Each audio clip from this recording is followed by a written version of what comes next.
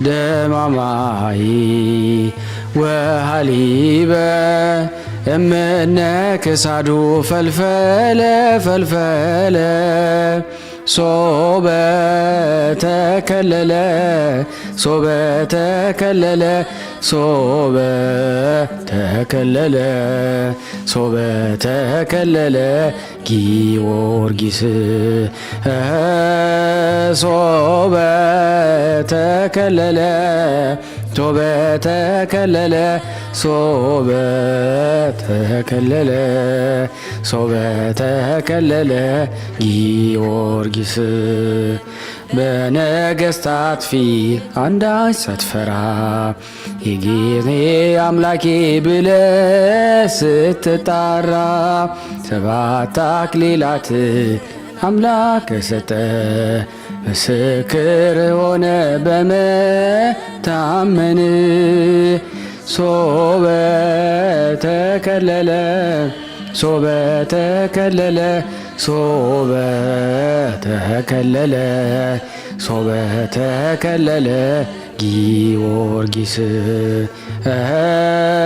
ሶበ ተከለለ ሶበ ተከለለ ሶበ ተከለለ ሶበ ተከለለ ጊዮርጊስ አብ ወወልድ ወመንፈስ ቅዱስ አሃዱ አምላክ አሜን። በክርስቶስ ክርስቲያን በወልድ ውሉድ በመንፈስ ቅዱስ መንፈሳውያን የተባላችሁ የክርስቶስ ቤተሰቦች የእናታችን የቅድስት ድንግል ማርያም የአስራት በኩራት ልጆች ሁላችሁም በያላችሁበት በወደደን ባፈቀረን በጌታችን በመድኃኒታችን በኢየሱስ ክርስቶስ ፍጹም ሰላምታ ሰላም ልላችሁ እወዳለሁ። ከእድሜያችን ይህንን ቀን ሰዓት ደቂቃ ባርኮ ቀድሶ እግዚአብሔር ለዚህ ለተቀደሰ ቀን አድርሶናልና ለቅድስት ሥላሴ ክብር ምስጋና ይግባው። አትለይምና እናቱ እናታችን ወላዲተ አምላክ እመብዙሃን ለስም አጠራሯ ክብር ምስጋና ይድረሳት።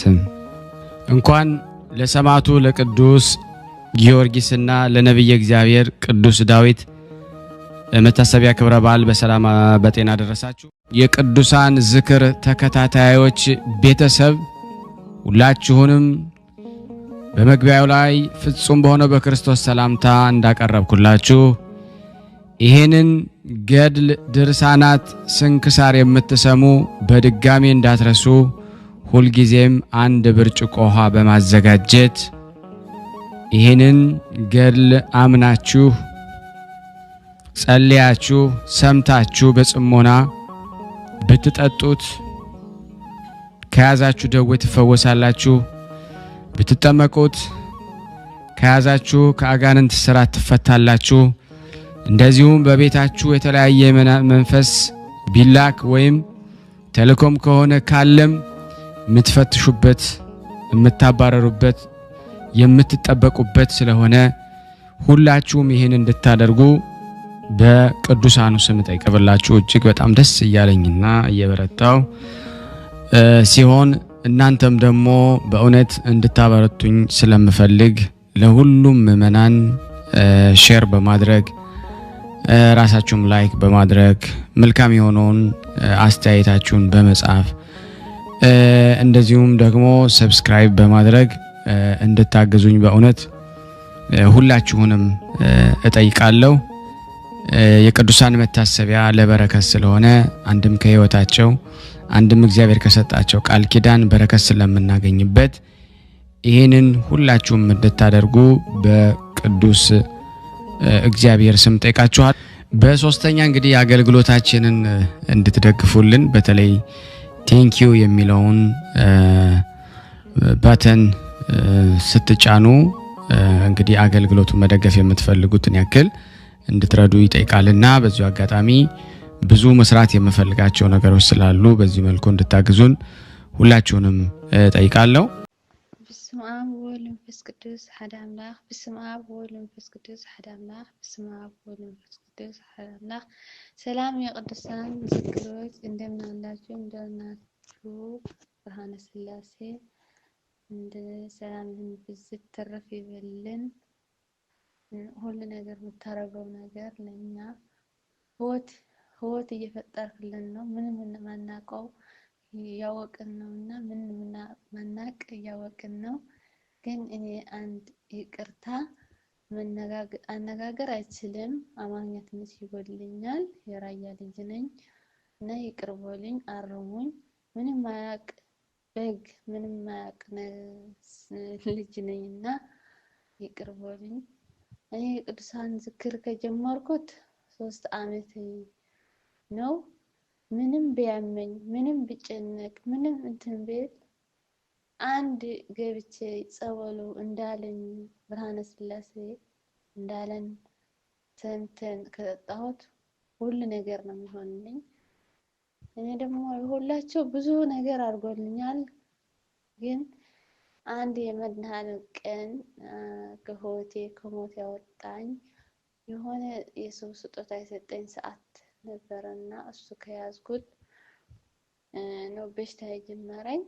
ስራዬም ተበላሽቶ አረብ ሀገር ነው የሚኖረው እና ከዛ በቃ 3 ወር 4 ወር ታምሜ በቃ ላይ ያለው ባክህ ብዬ በመድኃኔዓለም ቀንና በሚካኤል መጀመሪያ በሚካኤል ቀን ነው። በሚካኤል ቀን ደግሞ በቃ ወደ ማበድ ብዬ ነበረ። እግዚአብሔር ሚካኤል ቀን በቃ ጸሎት እያረኩና ጸበልህን ጠጥቼው ፈወሰኝ። ከዛ ደግሞ ብዙ አለቀቀኝም ነበረ። በመድኃኔዓለም ቀን ደግሞ ላይ ያለው እባክህ ብዬ ተማጸንኩት። ከዛ መድኃኔዓለም ቀን ያቺ ሰዓትም ጠፋች። ከጠፋች ሰዓት ደግሞ እሷ ስትጠፋ እኔ ከላይ ስወርድ ታወቀኝ እና እኔ ሰዓቱም እንደሆነ አላውቅም። እኔ ምንም አላውቅም ነገር የለኝም። ሰው ስጦታ ነው የሰጠኝ እና እግዚአብሔር መድኃኔዓለም ፈውሶኛል። እልል ብላችሁ አመስግኑኝ። አሁን ደግሞ ጨርቆስም ወንድሜ እንደዚህ ባህር ገብቶ እባክህ ጨርቆስ አውጣልኝ ወንድሜ ታሞ ከየመን መልሸው በሱ ስም ሲማጸን በባህር መለስኩት። እግዚአብሔር ይመስገን። አገር ሆነ ደግሞ ወደ ራስ ተመልሶ ደህና ነው። ብዙ ነው ያረጉልኝ። ሁሉ መላእክቶች ብዙ ነው ያረጉልኝ። ግን ከብዙ ያረጉልኝ ጥቂት ነው። አነጋገር ደግሞ አይችልም። ይቅር በሉኝ፣ አርሙኝ። ግዴታ ስለሆነ ነው። መሰክራለሁ ካልኩ ቆይቻለሁ። ግን መፍራትና ማውራት ስለማይችል ነው። አሁን ደግሞ ያቺ ተፈውሽ ብዬ አለመመስከሬ አላቅም እና ትንሽ ሆድሽ ላይ ያበጠች አለች ብሎ ሕክምና ሄጄ አሁን ደግሞ 2 ሰንበት ብላችሁ ጸሎት አድርጉልኝ። ብርሃነ ስላሴ እድሜና ጤና ልጆቹ ሁሉ ይባርካቸው። እድሜና ጤና ይስጥህ። የምታረገው ነገር በጣም እግዚአብሔር ውለታህን ይክፈልህ። የስንት ሰው እየዳነበት ነው። እኛ ደግሞ በአቅማችን ላይክ ሼር ሳናረግ አንስማ።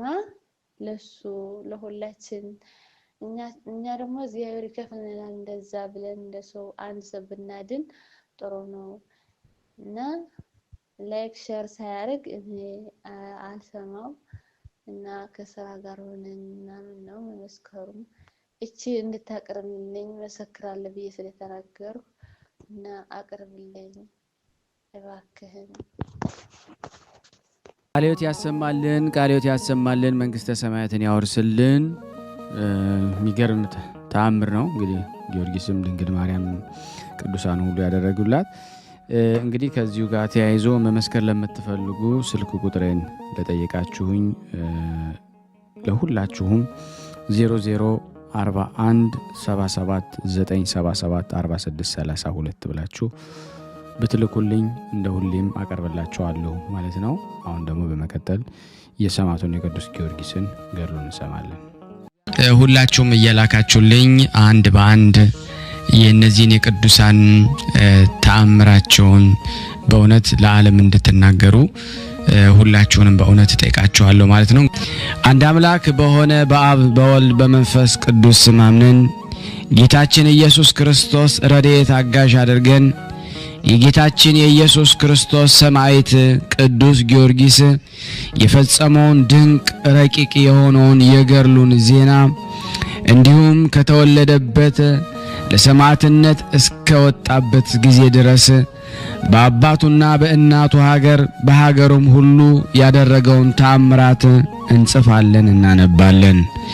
ጸሎቱ በረከቱ በኔ በኃጥኡ አገልጋዩና በእናንተ እግዚአብሔር በወደዳችሁ ምእመናን ጋራ ጸንቶ በእውነት ለዘላለሙ ይኑር አሜን። ያለ ሐሰት የእግዚአብሔር ልጆች የክርስቲያን ወገኖች ሆይ የየብስና የባህር ፀሐይ የተርሴስና የቤሩት ኮከብ የፋርስና የልዳ ፀሐይ ስለ ጌታችን ኢየሱስ ክርስቶስ ሰማዕት የሆነው ቅዱስ ጊዮርጊስን ጥንት ሙሉዳን እንነግራችኋለን። ስሙ የገላትያ አውራጃ የምትሆን በእንቆራ አገር ኤጲስቆጶስነት የተሾመው አባ ቴዎዶጦስ በሚያዝያ በ23 ቀን ሰማዕትነትን የፈጸመውን የኃያሉን የቅዱስ ጊዮርጊስን ገድል ለማስረዳት ደግሞም ትውልዱን የአባቱንና የእናቱን አገር የወገኑን ደግነት የተጋድሎውን ጽናት ስለ እርሷ መከራ የተቀበለላትን መንግሥተ ሰማያትን ማግኘቱን በየአገሩ በየመንደሩ በጌታችን በኢየሱስ ክርስቶስ ታምራትን ድንቅ ድንቅ ሥራ ሲሰራ መኖሩን ለመግለጥ የደረሰው ድርሳን ይህ ነው። ይህ የቅዱስ ጊዮርጊስን የገድሉን ዜና የተናገረው አባታችን ቅዱስ ቴዎዶጦስ ስለ ቀናች ሃይማኖት በኒቂያ ከተሰበሰቡ ከ318 አባቶቻችን አንዱ ነው። እግዚአብሔርን የሚወድ ንጉሥ ቴዎዶጦስም በእግዚአብሔር ቸርነት ለኃያሉ ለቅዱስ ጊዮርጊስ ስለተሰጠው ክብር ያያትን ታላቅ ራእይ ይናገር ነበረ። ክርስቶሳውያን ወንድሞቻችንና እህቶቻችን ሆይ የከበረ በብዙ የተጋደለ የሰማዕታት አለቃቸው ኃያል ጽኑ የሆነ ዛሬ የሞቱን መታሰቢያ የምናከብርለት የሰማዕቱ የቅዱስ ጊዮርጊስን ብዙ ገድሉን ልንነግራችሁ ይገባናል። መድኃኒት የሆነ የክርስቶስ የመከራው ተካፋይ ለመሆን ይጠራ ዘንድ በሥጋውም የክርስቶስን መከራ ይቀበል ዘንድ የአምላክ ፍቅር በልቦናው በነደደችበት ጊዜ ፈሪሃ እግዚአብሔር በሰውነቱ ባደረች ጊዜ በንጹሕ ልብ በታላቅ ትዕግስት በብዙ ትጋት የክርስቶስን መከራ መስቀሉን ይሸከም ዘንድ ስለተዘጋጀላት ስለ ጸናች ሃይማኖቱ በሰው ዘንድ የተወደደ በእግዚአብሔር ዘንድ የተመረጠ ሆኖ የተገኘ እርሱ ነው። እግዚአብሔርን ለማገልገል ስለ አንድ ቅንጣት 30 60 መቶ እጥፍ ክብር የምታሰጥ ፍሬ ሃይማኖት ይህች ናት። እርሱ በፍቃዱ ብቻ ብዙ ገንዘቡን ወንዶችንና ሴቶችን አገልጋዮችን ያለውን ሀብቱን ተላ ደስታውን ሁሉ ንቆ በሕግ ልቦና የአምላኩን ቃል ሰምቶ መስቀሉን ተሸክሞ ጌታውን ኢየሱስ ክርስቶስን ተከትሎታልና። ስለዚህ በቁርጥ ቃል በመናገር ኢየሱስ ክርስቶስ ከአንተ በፊት የነበሩ ከአንተም በኋላ እስከ ዓለም ፍጻሜ ከሚነሱ ሰማዕታት ሁሉ የሚመስልህ የለም ያለው ይህ ቅዱስ ጊዮርጊስ በቅን ታዛዥነቱ ክብርን ከእግዚአብሔር አገኘ። እርሱም በመንፈስ ቅዱስ ፍቅር የበረታ ነው። ለነፍሳችን ጥቅም የሚሆኑትን ብዙ ምግባራትን ለመፈጸም ሁል ጊዜ በትጋት ትሩፋትን ይሰራ ነበረ። ይልቁንም እግዚአብሔር የሚወደውን ይሰራ ነበረ። ነፍስን ከሚጎዱ አሳቦች ሁሉ እየራቀ የዚህን ዓለም ከንቱ ሥራዎች ከማየት ተለይቶ ዘወትር እግዚአብሔርን ያገለግል ነበረ። እነዚህ የዓለም ሥራዎች ፈጥነው የሚያልፉ የሚጠፉ ናቸው። ስለዚህም ይህ ኃያል ሰማዕት ብፁዕ ጳውሎስ ከዓለም ተለይታችሁ ከክርስቶስ ጋር ከሆናችሁ ምድራውያን ያይደለ በአብ እሪና ያለውን ክርስቶስ ያለበትን ሰማያዊውን አገር እሹ ፈልጉ ያለውን አስቦ ሰማያዊ ስራን ደሞ መረጠ። ይህ የከበረ የተመረጠ በእውነት ንጹሕ የሆነ ኃያል ቅዱስ ጊዮርጊስ የአባቱን ሹመት የእናቱን የወገኑን ታላቅነት የመስፍንነቱን ክብር አልፈለገም። ክብሩንም ቢሆን እኛ ኃጥአን ዓለምን ብዕሉንም ደሞ እንወዳለን። በመጨረሻ ከምናገኘው ክብርም እንመርጣታለን። እርሱን ግን የሥጋ ጉልምስና አላሸነፈችውም። ይህ መንፈሳዊ ጀግና የጽድቅ ፀሐይ ኃያል ጊዮርጊስ በልቦናው መርምሮ ሕሊናውን ገዛ፣ ሰማያዊ ተስፋውን መረጠ። ስለዚህ የምድር ነገስታት ያዘጋጁለትን አክሊልና የሚገባውን ክብር እንደ ጉድፍ ወደ ኋላው ጣላቸው። የሥጋ ፍቃዱን አላሸነፈችውም። ከወርቁ ከጨርቁም ከማንኛውም ፍቅር አልተሳሳተም። ነፍሱም አምልኮተ እግዚአብሔር የቀና ሐሳቡንም ፍጹም ሃይማኖትን እግዚአብሔርን ለማገልገል የጀመረውን ገድሉን ለመተው አላዘነበለችም። የእግዚአብሔር ቸርነት ትረዳው ነበርና ፈሪሃ እግዚአብሔር ተጠብቀው ነበርና በስራው ሁሉ እንዳይሰነካከል እግዚአብሔር እንደ ጽኑ አምባ ይጠብቀው ነበር። ስለዚህ የስደት ዘመን በመጣ ጊዜ ይህ ብፁዕ ኃያል ጊዮርጊስ በፍጹም ልቡ መከራውን ለመቀበል አላወላወለም። እግዚአብሔር ወደ ገድል በጠራው ጊዜ ቅዱስ ጊዮርጊስ ወደ ገድል ለመሄድ ደስ አለው። ራሱ ወዶ ስራውን አፋጠነ።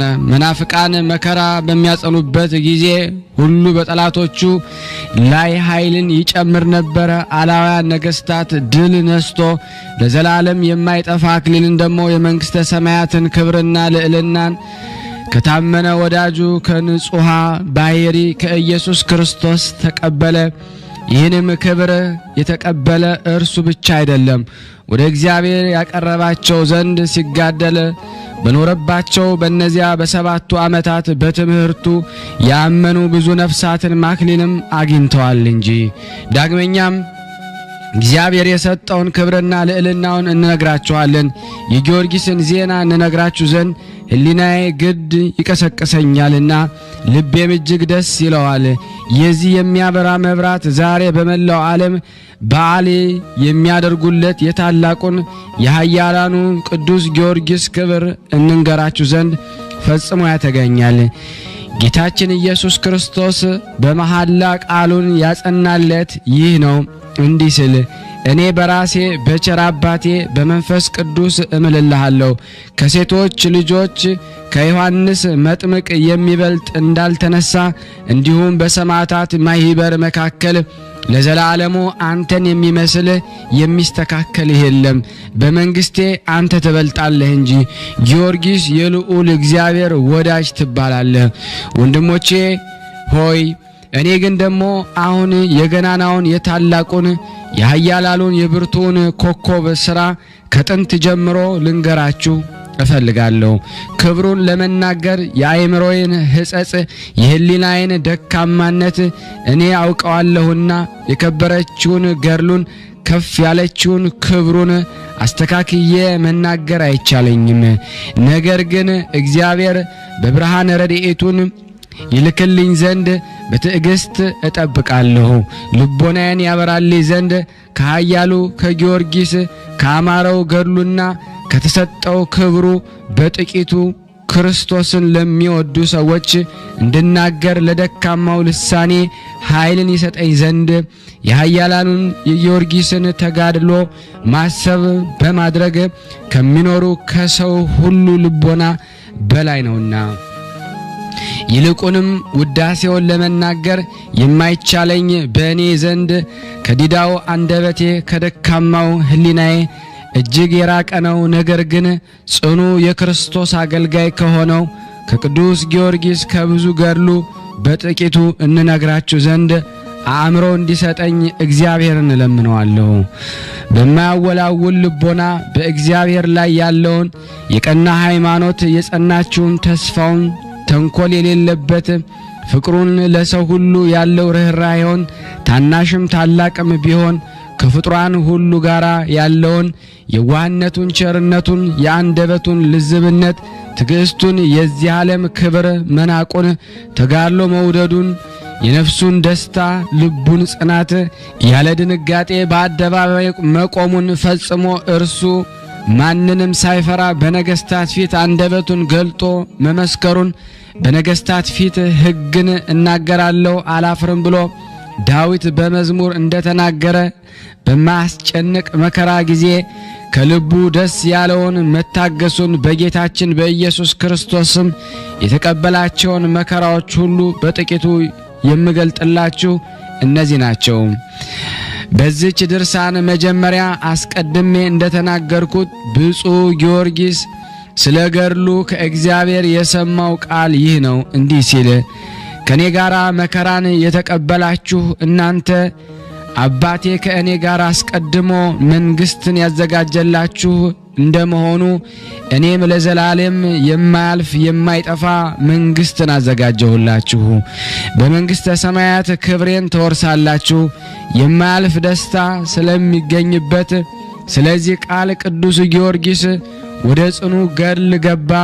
ይልቁንም የመንግስተ ሰማያትን ተስፋ እያሰበ እነዚህ ስቃያትን በእርሱ ዘንድ የተናቁ ሆኑ የሚያመጡበትን መከራ ሁሉ ታግሶ መከራውን ሁሉ በደስታ ሲቀበል ኖረ። የቀናቸውን ልቦናውን አላጣመመም። ስለ ፍጹም ትዕግስቱም እግዚአብሔር በመንግስተ ሰማያት የማይጠፋ አክሊልን የማያልፍ ክብርን አዘጋጀለት። እንግዲህ የቅዱስ ጊዮርጊስ ጥንተ ሙላዱን ልንገራችሁ ይገባናል። የጽድቅ ፀሐይ ብርሃኑ በዓለም የሞላ እጅግ የሚያበራ የምስራቅ ኮከብ ይህ ኃያል ፍቃዱን ያሸነፈ ነው። ይህ ዋጋው የበዛ ዕንቁ ባህሪ ነው። ይህ ጎልያድን የገደለ አዲስ ዳዊት ነው። ጎልያድም የተመሰሉ ዲያብሎስና ክፎች አጋንንት ናቸው። በሰማይ የሚያበራ የጽድቅ ፀሐይ ነውና የእግዚአብሔር ልጆች የክርስቲያን ወገኖች ሆይ ስሙ። የፋርስና የልዳ ፀሐይ፣ የተርሴስና የቤሩት ኮከብ፣ የባህርና የየብስ ብርሃን የጌታችን የኢየሱስ ክርስቶስ ታማኝ ምስክር የሆነው የጊዮርጊስን ትውልዱንና ነገዱን ልንገራችሁ። የሮም ዕፃ በምትሆን በቀጰዶቅያ አገር ያለ የአገረ ገዥ ልጁ ዞሮንቶስ የሚባል አንድ ሰው ነበረ። በእግዚአብሔር ፍቃድ ወደ ፍልስጤም አገር ሄደ። ወደ ኢያሪኮ ባሕርም ደረሰ። በመርከብም ተሳፍሮ ኢዮጴ ደረሰ። ኢዮጴ የፍልስጤም አውራጃ ናት። ፍልስጤም መልካም አገር ናት። ምድሩም ለምለም ናት። ዛፎቿም ረዣዥሞች ናቸው። ዘይቷም የሀገሩ ሁሉ ጣፋጭ ነው። ዞሮንቶስ ይህች አገር በአያት ጊዜ እጅግ ደስ አሰኘችው፣ በልቡም ወደዳት። በዚች በፍልስጤም አውራጃ ልዳ የምትባል አገር አለች። የብፁዕ የቅዱስ ጊዮርጊስ አባት ያ ሰው በዚች አገር ውስጥ ተቀመጠ። ስሙ በሮም ቋንቋ ዞሮንቶስ ይባላል። በግብጽ ቋንቋ አንስጣስዮስ ማለት ነው። ከተወለደባት አገሩ ይልቅ ይህችን አገር ወደዳት። ይህችም ቅድስት አገር ቅዱስ ጴጥሮስ በውስጧ ተመላልሶ በማስተማሩ የተቀደሰች ከተማም 8 ዓመት በሆነው በሽተኛና ደግሞ በሌሎች ቅዱሳን ላይ በጴጥሮስ እጅ ተአምራት የተደረገባት ናት። የሐዋርያትን ሥራ በሚናገር መጽሐፍ ከዚህ በኋላ ጴጥሮስ በልዳ ከሚኖሩ ቅዱሳን ዘንድ ይወጣ ይገባ ነበረ። በዚህም ከታመመው 8 ዓመት የሆነው ኤንያ የተባለ ሰው አገኘ። ጴጥሮስ ኤንያን ጌታችን ኢየሱስ ክርስቶስ ይቅር ብሎሃል፣ ተነስና አልጋን ተሸክመህ ሂድ አለው። ያን ጊዜም ተነስቶ አልጋውን ተሸክሞ ሄደ። በልዳና በሲዶና የነበሩም እርሱን አይተው ወደ እግዚአብሔር ተመለሱ የሚል እንደተጻፈ፣ ስለዚህ ዞሮንቶስ በልዳ ሀገር ሊኖር ወደደ። የእግዚአብሔር ፍቃድ በዚች አገር እንዲኖር አድርገዋለችና ወደ መንግስተ ሰማያት ለሚሄዱ የምልክት ኮከብ፣ የክብር ኮከብ፣ የደስታ ኮከብ በክርስቶስ ስም የተጋደሉ የሕግ ከዋክብት ወደ መንግስተ ሰማያት እስቲገቡ መሪ የሆናቸው ብፁዕ ጊዮርጊስ በዚያ ይወለድ ዘንድ ስሙ ዞሮንቶስ የተባለው አንስጣስዮስ ከክቡራን መኳንንት ከታላላቆች መሳፍንት አንዱ ሆነ። ሹም በተባለች ቦታም ደግሞ ተሹሞ ሮምላ ደግሞ በተባለች ሀገርም ኖረ። በዚያም ደግሞ ተቀመጠ። በዚያ ወራት ጋላስና ጋሪስ ነግሰው አንዱ በሮም አንዱ በአንጾኪያ ይኖሩ ነበረ። የቅዱስ ጊዮርጊስ አባት አንስጣስዮስም በወርቅና ብር ባለ ጸጋ ሆነ። ንጉሥ ጋልዮስም ብዙ ዘመን በቂሳርያ አገር ላይ መስፍን አድርጎ ነበረ። የፍልስጤም ዕፃ ከምትሆን ዲያስ ከተባለች አገር በጽርዕ ቋንቋ አቅሌሰያ የምትባል ሚስት አገባ። በግብጽ ቋንቋ ቴዎብስታ፣ በግዕዝ ቤተ ክርስቲያን ማለት ነው።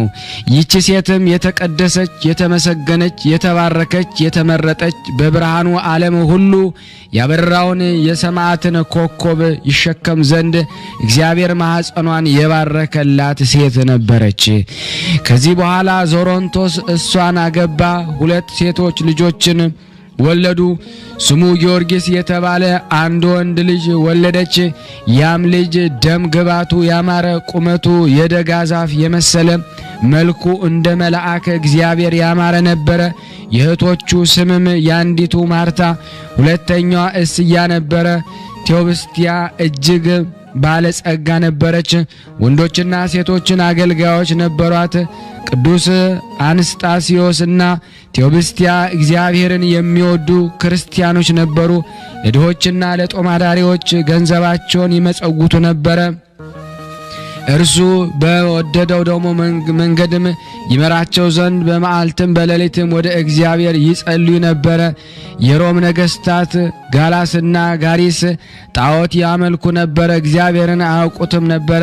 በቤተ ክርስቲያን ላይ ደግሞ ብዙ ስደት ያነሱ ነበረ። ከጥቂት ቀን በኋላ ንጉሥ ዱድያኖስ የሮምን ነገስታት ተዋጋቸው፣ ድልም አደረጋቸው። ከዚህም በቀር ደግሞ በቀሩት ኃይላን ነገስታትና በሀገራቸው ላይ ሁሉ አሸናፊ ሆነ። በኋላ ጊዮርጊስ የ10 ዓመት ልጅ ሳለ የቅዱስ ጊዮርጊስ አባት 2 ሴቶች ልጆችንና ጊዮርጊስን ትቶ ሞተ።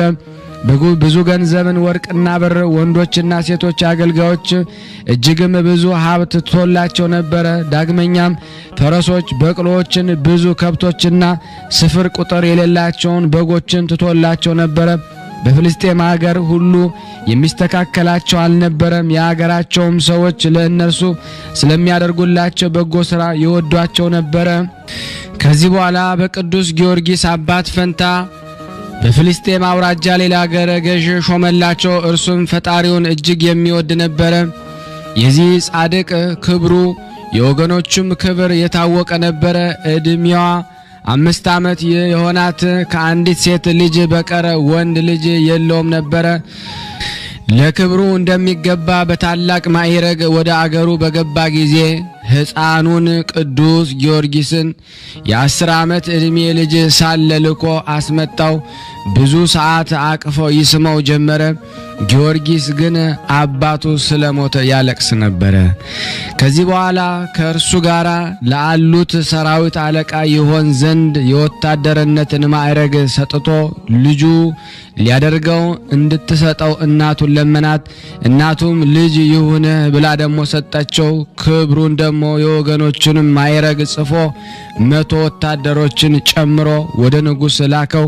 ንጉሡም መልእክቱን ደግሞ ባነበበ ጊዜ በኃያሉ በቅዱስ ጊዮርጊስ ደስ አለው። የወታደርነትን ማዕረግ ሰጥቶ በ5000 ወታደሮች ላይ የበላይ መኮንን አደረገው።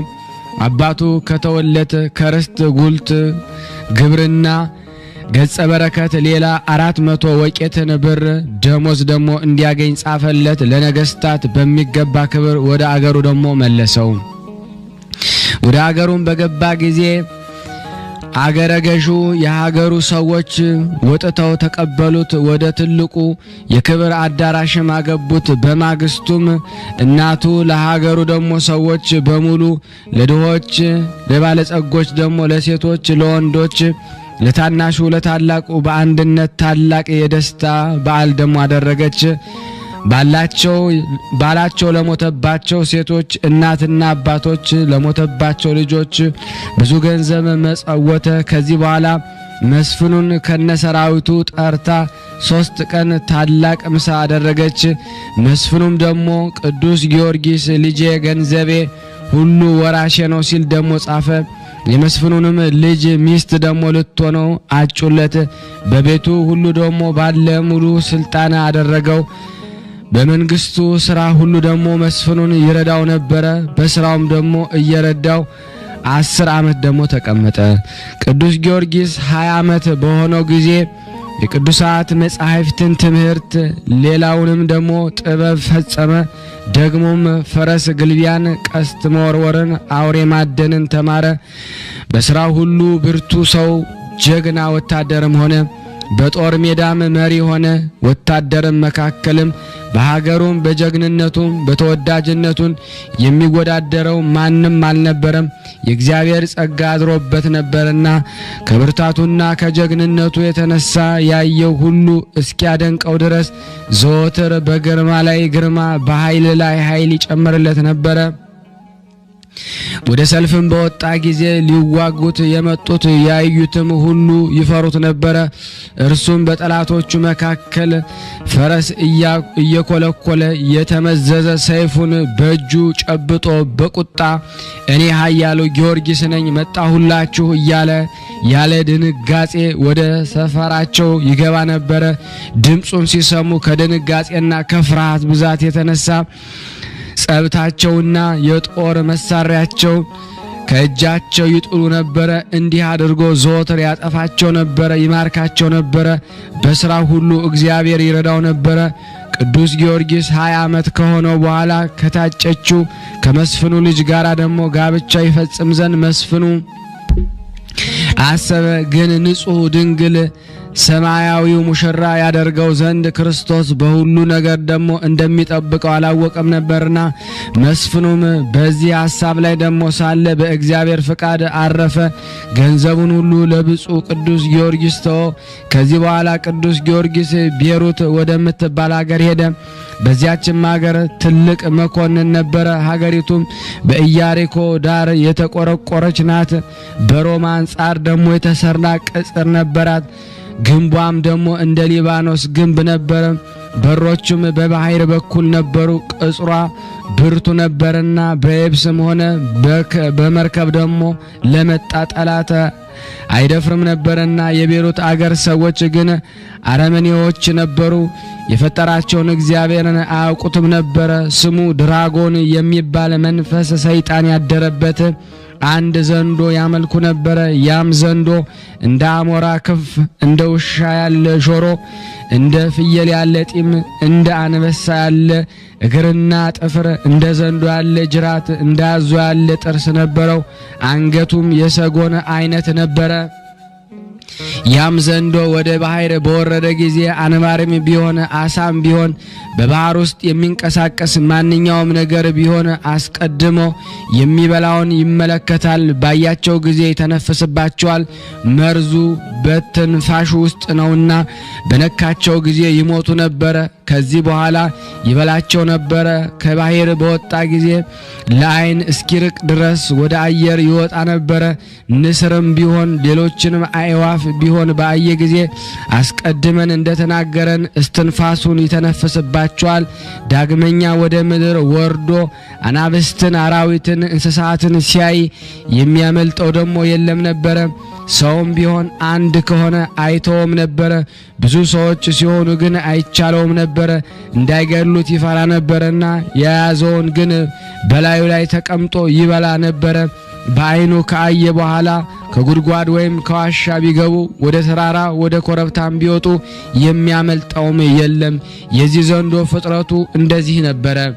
የቤሩት ሰዎች ድራጎን ለተባለው ለዚያ ዘንዶ እያንዳንዱ ዘወትር እየተፈራረቁ ሴቶች ልጆችንም ይሰጡት ነበረ። እንዲህም እየሰጡት ብዙ ቀን ኖረ።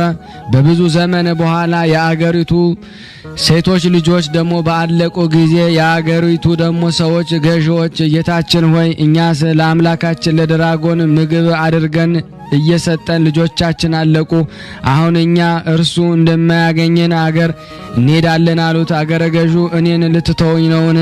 አገሬም ምድረ በዳ ልታደርጓት ነውን? አለ። እንግዲህስ አታድርጉ አላቸው። እነሱም አገረ ገዡ ሴቶች ልጆቻችሁን አልቀዋል፣ እንግዲህ ለድራጎን ምን እንሰጣለን? ሚስቶቻችን እንዳንሰ ከነሱ ውጭ መኖር አንችልም አሉት። አገረ ገዡም አትፍሩ፣ አትሰደዱ፣ በፍቃዴ ልጄን እሰጣለሁ አላቸው። ሰዎችም አገረ ገዡ መልካም ብለሃል አሉት። ጊዜው ሲደርስ የአገረ ገዡ ልጅ ደግሞ ለዚያ ዘንዶ ሰጧት። የአገሩም አውጥተው ደግሞ እንደተለመደው ምግብ ልትሆነው ጫካ ውስጥ አኖሩለት። ዘንዶውን ግን አላገኙትም። ከአራዊት ወገን የሚበላውን ለማደን ወደ ዱር ሄዶ ነበርና የአገረ ገዡን ልጅም ደግሞ ትተዋት ደግሞ ወደ ቤታቸው ሄዱ። የቤሩት ሰዎች ልማዳቸው እንዲህ ነበረ፣ አስቀምጠው ትተውለት ይሄዱ ነበረ። የተመሰገነው ቅዱስ ጊዮርጊስ ወደ ቤሩት ሀገር በደረሰ ጊዜ በጫካዎቹ ሁሉ ደግሞ ሲዘዋወር የአገረ ገዡን ልጅ ብቻውን ተቀምጣ አገኛት። ከዚህ ምን ትጠብቂያለሽ አላት። ያቺ ልጅም ቅዱስ ጊዮርጊስን ጌታዬ ሆይ ለአምላካችን ለድራጎን እንዲበላኝ ሰጥተውኛል አላቸው። የአምላክሽ የድራጎን ግብሩ ምንድነው አላት። የሆነውን ሁሉ ነገረችው። ደግሞ ኃያሉ ቅዱስ ጊዮርጊስ አሁን የት አለ አላት። የሚበላውን አውሬ ሊፈልግ ደግሞ ሄዷል። እንግዲህ ሊበላኝ ደግሞ ይመጣል፣ አንተም ደግሞ እንዳይበላ ከዚህ ሂድ አለችው። ኃያሉ ቅዱስ ጊዮርጊስ ሰይጣን ያደረበት ይህን ከይሲ አልፈራውም አላት። እኔ ስመለከትህ ጽሕም ያላወጣ ሕፃን ከአምላካችን ከድራጎን አፍ ልጆቻቸውን ማዳን ከተሰናቸው ከቤሩት ሰዎች አንተ ትበልጣለህን አለችው። ኃያሉ ቅዱስ ጊዮርጊስ ከአማልክት ሁሉ የሚበልጠው ሰማይን ምድርን የፈጠረ አምላኬ አለ፣ ከዚህ ከተረገመ አውሬ እርሱ ያድነኛል አላት። ከልጅቷ ጋር ይህን ሲነጋገር ያ ዘንዶ በእግሩ እየሰገረ መጣ። ኃይሉን ቅዱስ ጊዮርጊስ ባየው ጊዜ አንገቱን መዘዘ፣ ምላሱን አውለበለበ። በእርሱ ላይ ሊወረውር ትንፋሹንም ሊተነፍስበት ወደደ። በእግዚአብሔር ፍቃድ የመጣ መንፈስ ቅዱስ ያደረበት ንዑድ ክቡር ቅዱስ ጊዮርጊስ ግን ከዘንዶ ቁጣ የተነሳ አልደነገጠም። በስላሴ ስም በመስቀል ምልክት አማተበበት እንጂ። ያን ጊዜ ኃይሉ ደከመ፣ መርዙም ጠፋ። ኃያሉ ቅዱስ ጊዮርጊስ ከአምባ ላይ ፈረሱ ወረደ። ዝናሩን ፈትቶ የድራጎንን አንገቱን አስሮ ጎትሺ ብሎ ደግሞ ለልጅቷ ሰጣት። እርሱ በፈረሱ ላይ ደግሞ ተቀምጦ ልጅቷም ደግሞ ዘንዶን እየጎተተች ወደ ቤሩት ሀገር ገቡ። የአገሩ ሰዎች በአዩት ጊዜ ፈሩ፣ ደነገጡ። የአገሩን በር ዘጉ። ወደ ግንብም ደግሞ ላይ ደግሞ ይወጣለ፣ ወደ ሰገነትም ይወጣለ። ቅዱስ ጊዮርጊስ ድራጎኑን ያመጣህብን ምን አደረግነ? በፊትህም ደግሞ ልጆቻችን ጨርሷል፣ እርሱ አምላካችን ነውና አሉት። ኃያሉ ሰማዕት ከኢየሱስ ክርስቶስ በቀር ሌላ አምላክ የለም። አሁንም ራሱን ማዳን የማይቻለውን ይህን ሰይጣን ዘንዶ ተውና በክርስቶስ እመኑ አላቸው። አምላካችንን አንተውም አሉት። ካልተዋችሁትስ እንዲጨርሳችሁ እኔ ወደ እናንተ ሰደዋለሁ አላቸው። በፈጣሪ እንድናምን ዘንዶ ልትገድለው ትችላለህን አሉት። አሁን በጌታዬ በኢየሱስ ክርስቶስ ኃይል እችላለሁ አላቸው። ይህን ብለው ደግሞ ከሀገሪቱ ውጭ እንደ አንድ ምዕራፍ ያልሄዱ የሚያደርገውን ያዩ ዘንድ ሕዝቡ ተከተሉት። ቅዱስ ጊዮርጊስ ከፈረሱ ወርዶ ዝናሩንም ከዘንዶ አንገት ፈቶ ታጠቀና እንደገና ደግሞ ከፈረሱ ላይ ደግሞ ተቀምጦ ዘንዶን በጦር ወጋው። ዘንዶም ሞተ። የቤሩት ሰዎች ሁሉ ኢየሱስ ክርስቶስ በባሪያው በኃይሉ በቅዱስ ጊዮርጊስ እጅ ያደረገውን ተአምራት ባዩ ጊዜ አመኑ። ያን ጊዜም አንድ ካህን መጥቶ በአብ በወልድ በመንፈስ ቅዱስ አጠመቃቸው፣ ሃይማኖትንም ደግሞ አስተማራቸው። ኃያሉ ቅዱስ ጊዮርጊስ ግን ወደ አገሩ ገባ። እነርሱም በስሙ ሁለት ቤተ ክርስቲያን፣ አንዱን በቤሩት ከተማ መካከል አንዱም ድራጎንን በገደለበት ቦታ ላይ ሰሩለት። እስከ ዛሬም አለ። የኃያሉ የቅዱስ ጊዮርጊስ ልመናው በረከቱን በኃጥኡና በእናንተ በሚወዳችሁ በሕዝበ ክርስቲያን ላይ ጸንቶ በእውነት ለዘላለሙ ይኑር አሜን። ያለ ሐሰት የተወደዳችሁና የተከበራችሁ የክርስቶስ ቤተሰቦች ይህንን ድምጽ የምትሰሙ ሁላችሁም ሼር ላይክ በማድረግ ለምእመናን ታደርሱ ዘንድ እጠይቃችኋለሁ። ከዚህ በመቀጠል ደግሞ ተአምር ለበረከት አነባለሁ። አንድ አምላክ በሆነ በአብ በወልድ በመንፈስ ቅዱስ ስም በማመን እግዚአብሔር ከኃያሉ ሰማዕት ለቅዱስ ጊዮርጊስ ያደረገውን ተአምራዊ ኃይል አስቀድመን እንጽፍላችኋለን። ኃያሉ ሰማዕት ቅዱስ ጊዮርጊስ የሰማዕታት ተጋድሎውን ከፈጸመ በኋላ ስጋውን ወደ ሀገሩ ልዳ አምጥተው በስሙ ቤተክርስቲያን አንጸው ስጋውን በዚያ አኖሩ። ቤተክርስቲያኒቱንም ደግሞ በህዳር 7 ቀን አባ ቴዎድሮስ የተባለ ኤጲስቆጶስ ቅዱስ አከበራት።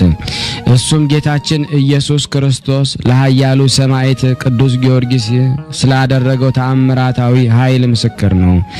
ይህንም ተአምር እግዚአብሔር ለቅዱሳኖች የሚያደርገውን ልዩ ጸጋ የተገባው ሕዝቡ ሁሉ ከየአውራጃው ስለ ታላቋና ክብር ስለሆነች ስለ ቅዱስ ጊዮርጊስ ቤተክርስቲያን ክብር በተሰበሰቡባት በወርሃ መርሙዳ ወይም በሚያዝያ 23 ቀን በእግዚአብሔር የፍቅር አንድነት ይህን ተአምር ጻፈን።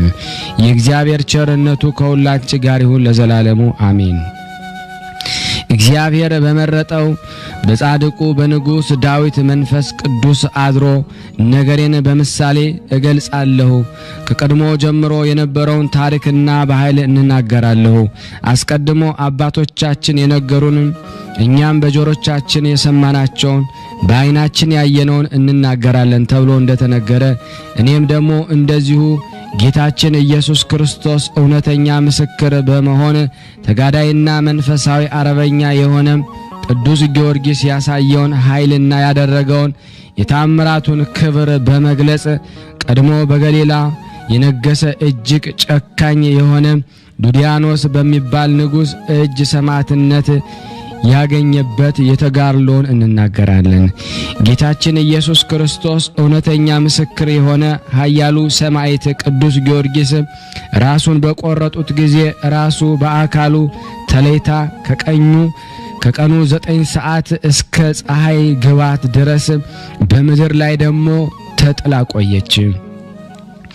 ሶቅራጥስ የተባለ ደቀ መዝሙሩም በቅዱስ ጊዮርጊስ ስጋ አጠገብ ተቀምጦ እያለቀሰ ይጠብቀው ነበር። ሁለቱ አሽከሮች የጌታቸው የቅዱስ ጊዮርጊስን የደህንነቱን ዜና ለመስማት መጡ። በመንገድ ያገኛቸውንም ደግሞ ሰዎች በዛሬው ዕለት እንደተገደለ በነገሯቸው ጊዜ ልብሳቸውን ቀደው አለቀሱ። ስጋው ካለበት እስከሚደርሱ ድረስ ስለ ሁኔታው መጠየቅን አላቋረጡም። በአጠገቡ ተቀምጦ ያለቅስ የነበረውን ሶቅራጥስንም ደግሞ ከዚያ አገኙትና አብረው ለብዙ ጊዜ ሲያለቅሱ ቆዩ። ከዚያም የተቆረጠውን ራስ ወስደው ከስጋው ጋር ባገናኙት ጊዜ አስቀድሞ እንደነበረ ሆነና ፈጽሞ እንዳልተቆረጠ ሆነ። ከዚያም ደግሞ ከእነሱ በአንዱ ልብስ ስጋውን ገነዙትና ከከተማው ውጪ ባለ አዲስ መቃብር የቅዱሱን ስጋ ቀበሩት። ሲነጋ ደግሞ መቃብሩን ሲጠብቁ አደሩ። በነጋም ጊዜ ወደ ገበያ ሄደው አዲስ የመግነዝ ልብስን ንጹሕ ዕጣን ገዝተው ደግሞ መጡና ከቀበሩበት አውጥተው የቅዱሱን ስጋ በክብር ገነዙት። ሲገንዙትም ደግሞ ራሱ ልክ በሕይወት በነበረበት ጊዜ እንዳለ በሙሉ አካሉ ጋራ ሆኖ አገኙት። የመቆረጥ ወይም የሰይፍ ስለት ያረፈበት ምልክት ከቶ አልታየበትም። አገልጋዮችም ፈጽሞ አደነቁ። ከዚህ በኋላ በሕይወት በነበረበት ጊዜ ጌታችን ኢየሱስ ክርስቶስ የሰጠውን ተስፋ እውነት እንደሆነና እግዚአብሔር ወደ እርሱ በክብር እንደጠራው ደግሞ ፈጽሞ ልቦናቸው ደግሞ አመነ። በስጋውም ላይ ደግሞ ሽቶም ደግሞ አርከፍክፈው እንደ ሀገራቸው ልማድ ገንዘው በመደበኛ መቃብር ቀበሩትና መቃብሩን ሶቅራጥስ እንዲጠብቅ አድርገው ሁለቱ አገልጋዮች የቅዱሱን ስጋ ወደ ሀገራቸው ለመውሰድ የቀን ስራ እየሰሩ የመርከብ መሳፈሪያ ዋጋ ለማግኘት ወደ ከተማ ደግሞ ገቡ። ከሁለት ወር በኋላ ወደ ቅዱስ ጊዮርጊስ አገልጋዮች የእግዚአብሔር ቃል ስለመጣላቸው የሚሳፈሩበት መርከብ አግኝተው የቅዱሱን ስጋ ደግሞ በመርከቡ ጭነው በእግዚአብሔር ቸርነት ኢዮጴ ከሚባል አገር ደረሱ። የመርከቡ አዛዦችና በመርከቡ የተሳፈሩ ነጋዴዎች ከልዳ ሀገር ወደ ምድረ ፋርስ የሄደው የጌታ ኢየሱስ ክርስቶስ ሰማዕት ቅዱስ ጊዮርጊስ ሥጋ በመርከቡ ላይ እንደተጫነ በተረዶ ጊዜ እንዴት የሰማዕትነት ክብር አገኘ በማለት ፈጽመው አደነቁ። ከቅዱስ ጋራ በታች ወድቀው እጅ ነሱ፣ እግዚአብሔርን በፍጹም ምስጋና አመሰገኑት። እነሱም ክርስቲያኖች ነበሩና የመርከቡንም ዋጋ ከአገልጋዮች አልተቀበሉም። የቅዱስ ጊዮርጊስን ሥጋ ለመሸከም ያደላቸውን ደግሞ እግዚአብሔርን በማመስገን ብዙ እጅ መንሻ ገንዘብ ለቅዱስ ጊዮርጊስ አገልጋዮች ሰጧቸው እንጂ። እነሱም መካከል አንዱ ቅዱስ ጊዮርጊስ የሚያውቀው የኢዮጲ ሰው ነበርና በአስቸኳይ የቅዱስ ጊዮርጊስ ሥጋው የሚጓጓዝበትን አምጥቶ ልዳ ወደሚባል ቤት ወሰደው። ከቤቱም በደረሱ ጊዜ እናቱና እህቱ ሞተው አገኘ። ከዚያም የቅዱስ ጊዮርጊስ ሥጋው በዚያ ሀገር እንደደረሰ ተሰማ። ከቤተሰቦቹ ተለይቶ ከሄደ 7 ዓመቱ ነበርና የሀገሩ ሰዎች ክርስቲያኖች ነበሩና ስለተሰጠው ክብር እጅግ አደነቁ። ስለዚህም ታላቅ ጸጋ ተሰጥቷቸዋልና እግዚአብሔርን ፈጽመው አመሰገኑ። የቅዱስ ጊዮርጊስ አገልጋዮች ግን አንደኛው ሶቅራጠስ፣ ሁለተኛው ሉሊስ፣ ሶስተኛው ሄርፋስ ይባላሉ። ጌታቸውን ደግሞ እንደምንም እንዳገኙትና ደግሞ ስለተደረጉት ታምራት ለልዳ ሀገር ሰዎች በነገሯቸው ጊዜ ሁሉም አደነቁ። ከዚያም ደግሞ ሥጋውን ደግሞ በሳጥን ከተው እስከ 7 ቀን ድረስ በቤት አቆዩት። ሰዎችም ሁሉ እየመጡ እጅ ነሱት ነበረ። ከዕለታት በአንድ ቀን ሕዝቡ ሁሉ በተሰበሰበበት በቅድስት ቤተ ክርስቲያን የሰማዕትነትን ገድልና ዜና ሕይወት በተነበበ ጊዜ ስለተሰጠው ክብር ፈጽመው አደነቁ። በቅዱሳኖቹ ላይ ደግሞ ስላደረገው ልዩ ጸጋ ጌታችን ኢየሱስ ክርስቶስን አመሰገኑት። በዚያች አገር ከቅዱስ ወገን የሆኑ ክቡር የሆነ እንድርያስ የተባለ ሰው ነበረ። የቅዱስ ጊዮርጊስን ገድሉ ሲነበብ እኔ እግዚአብሔር አምላክህ መከራህን ሁሉ አምኖ የሚቀበል እሱ ክፉ አገኘውም ያለውን በሰማ ጊዜ በትሩፋቱ ገድሉ አመነ። እኔ እግዚአብሔር አምላክህ እነሱ ደግሞ ስጋዊ ደማዊ መሆናቸው አውቃለሁና በችግር ላይ ደግሞ የወደቀ ቢኖር በጉዞ ላይ ወይም ደግሞ በሚያስፈራ የፍርድ አደባባይ ቢቆም ወይም ደግሞ በውሃ ሙላትና በባህር መጥለቅለቅ ወይም ደግሞ ከተራራ መውደቅ ወይም ደግሞ ልዩ ችግር ቢደርስበት የቅዱስ ጊዮርጊስን ስም ቢጠራ እኔ ከደረሰበት ክፉ መከራ ሁሉ አድነዋለሁ። የሰማዕትነትን መጽሐፍ ገድል የጻፈውን ያነበበውን የሰማውን የኔን የአባቴን የመንፈስ ቅዱስ ኃይል ያድርበታል። በሱ ላይ ክፉ ፍርድ ደግሞ ቢፈረድበት ስለ ስሜ ፍርዱን አስወግድለታለሁ። ስሙንም በሕይወት መጽሐፍ ጽፈዋለሁ። በስምህ በፈቃዱ መባ ቢያገባ ወይም ቢመጸውት እኔ ከባለሟሎቹ ጋር እኩል እቆጥረዋለሁ። ከዚህ ዓለም ደግሞ ለችግር አሳልፌ አልሰጠውም። በሚመጣውም ዓለም የሲኦልን ኩነኔ ፍርድ አያትም። እኔ እግዚአብሔር አምላክህ የተናገርኩትን የማደርግ ነኝና በስምህ ቤተክርስቲያንን ያሳነጸ የቅዱሳንን ማደሪያና ዘላለማዊ የሆነች ወደ ሰማያዊ መንግስት ያስገባዋለሁ። ሥጋ ባረፈበት ወይም በተቀበረበት በዚያ ልዩ ልዩ ተአምራቶችን ያደርጋሉ። ከምስራቅና ከምዕራብ እጅ መንሻ የያዙ ሥጋ ደግሞ ካረፈበት ቤተክርስቲያን ከተሰራበት ሰዎች ሁሉ ደግሞ ይመጣሉ ዘንድ ደግሞ አደርጋለሁ። ከአይሁድ ደግሞ ከሳምራውያን ደግሞ ከፋርስ ወገን ከበረሃኛው ደግሞ ከቃኤል ልጆች ወገን ነፍሳቸው ደግሞ የምትድንበትን ለመፈለግ የሚመጡበት ሁሉ እኔ ፍጹም ደግሞ ዋጋቸውን እከፍላቸዋለሁ የሚለውን የቃል ኪዳን ደግሞ ሰምቶ አመነ። ይህም ፍጹም አማኝ የሆነ እንድርያስም ደግሞ እግዚአብሔር ለቅዱስ ጊዮርጊስ የሰጠውን ታላቅ ክብር ገድሉ ሲነበብ በሰማ ጊዜ እስራኤል የተባለ ያዕቆብ ደግሞ ልጁ ዮሴፍ በግብፅ አገር ባለሟልነትን ወይም ልዩ እንደራሴነትን ደግሞ እንዳገኘ አይቶ እንደ ተደሰተ ደግሞ እሱም ፈጽሞ ተደሰተ። እንድርያስም ፈጥኖ ሄዶ የጊዮርጊስን የሰማዕትነትን ገድል ጽፎ በቤተ መዛግብት ደግሞ አስቀመጠና እንዲህ አለ።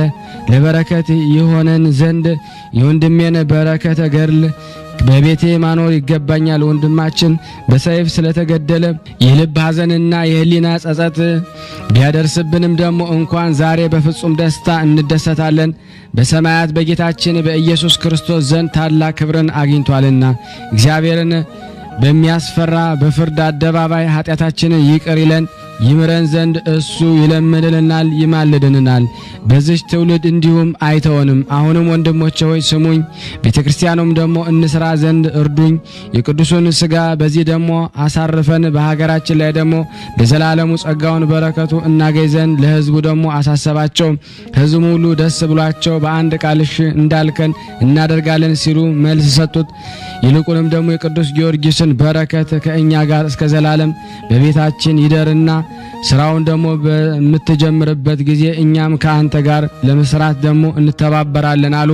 እንድርያስም ይህን ደግሞ ከሕዝቡ ዘንድ የተነገረውን ሰምቶ እጅግ ተደሰተ።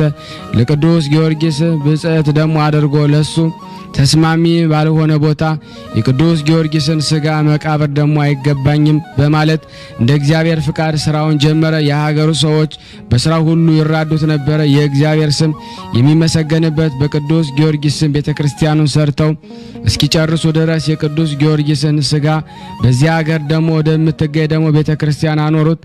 እንደ ቃል ኪዳኑ ሥጋው ደግሞ አሳርፈው በስሙ ቤተክርስቲያን ደግሞ የሚያንጹበትን ቦታ በደረሱ ጊዜ የቤተክርስቲያኑን ደግሞ መሰረት ደግሞ ያኖሩ ዘንድ ከቸር አባቱ ከአብ ማህያው ከሆነ በባህሪ ሕይወቱ ከመንፈስ ቅዱስ ጋር ለዘላለሙ ክብር ምስጋና ይሁንና በጌታችን በኢየሱስ ክርስቶስ አጋዥነት ለቤተክርስቲያኑ ሕንጻ በቂ የሚሆነውን ቦታ መለካት ጀመሩ። የቅዱስ ጊዮርጊስ በረከቱና ሀብት ረድኤቱ ከሁላችን ጋር ለዘላለም ይኑር አሜን።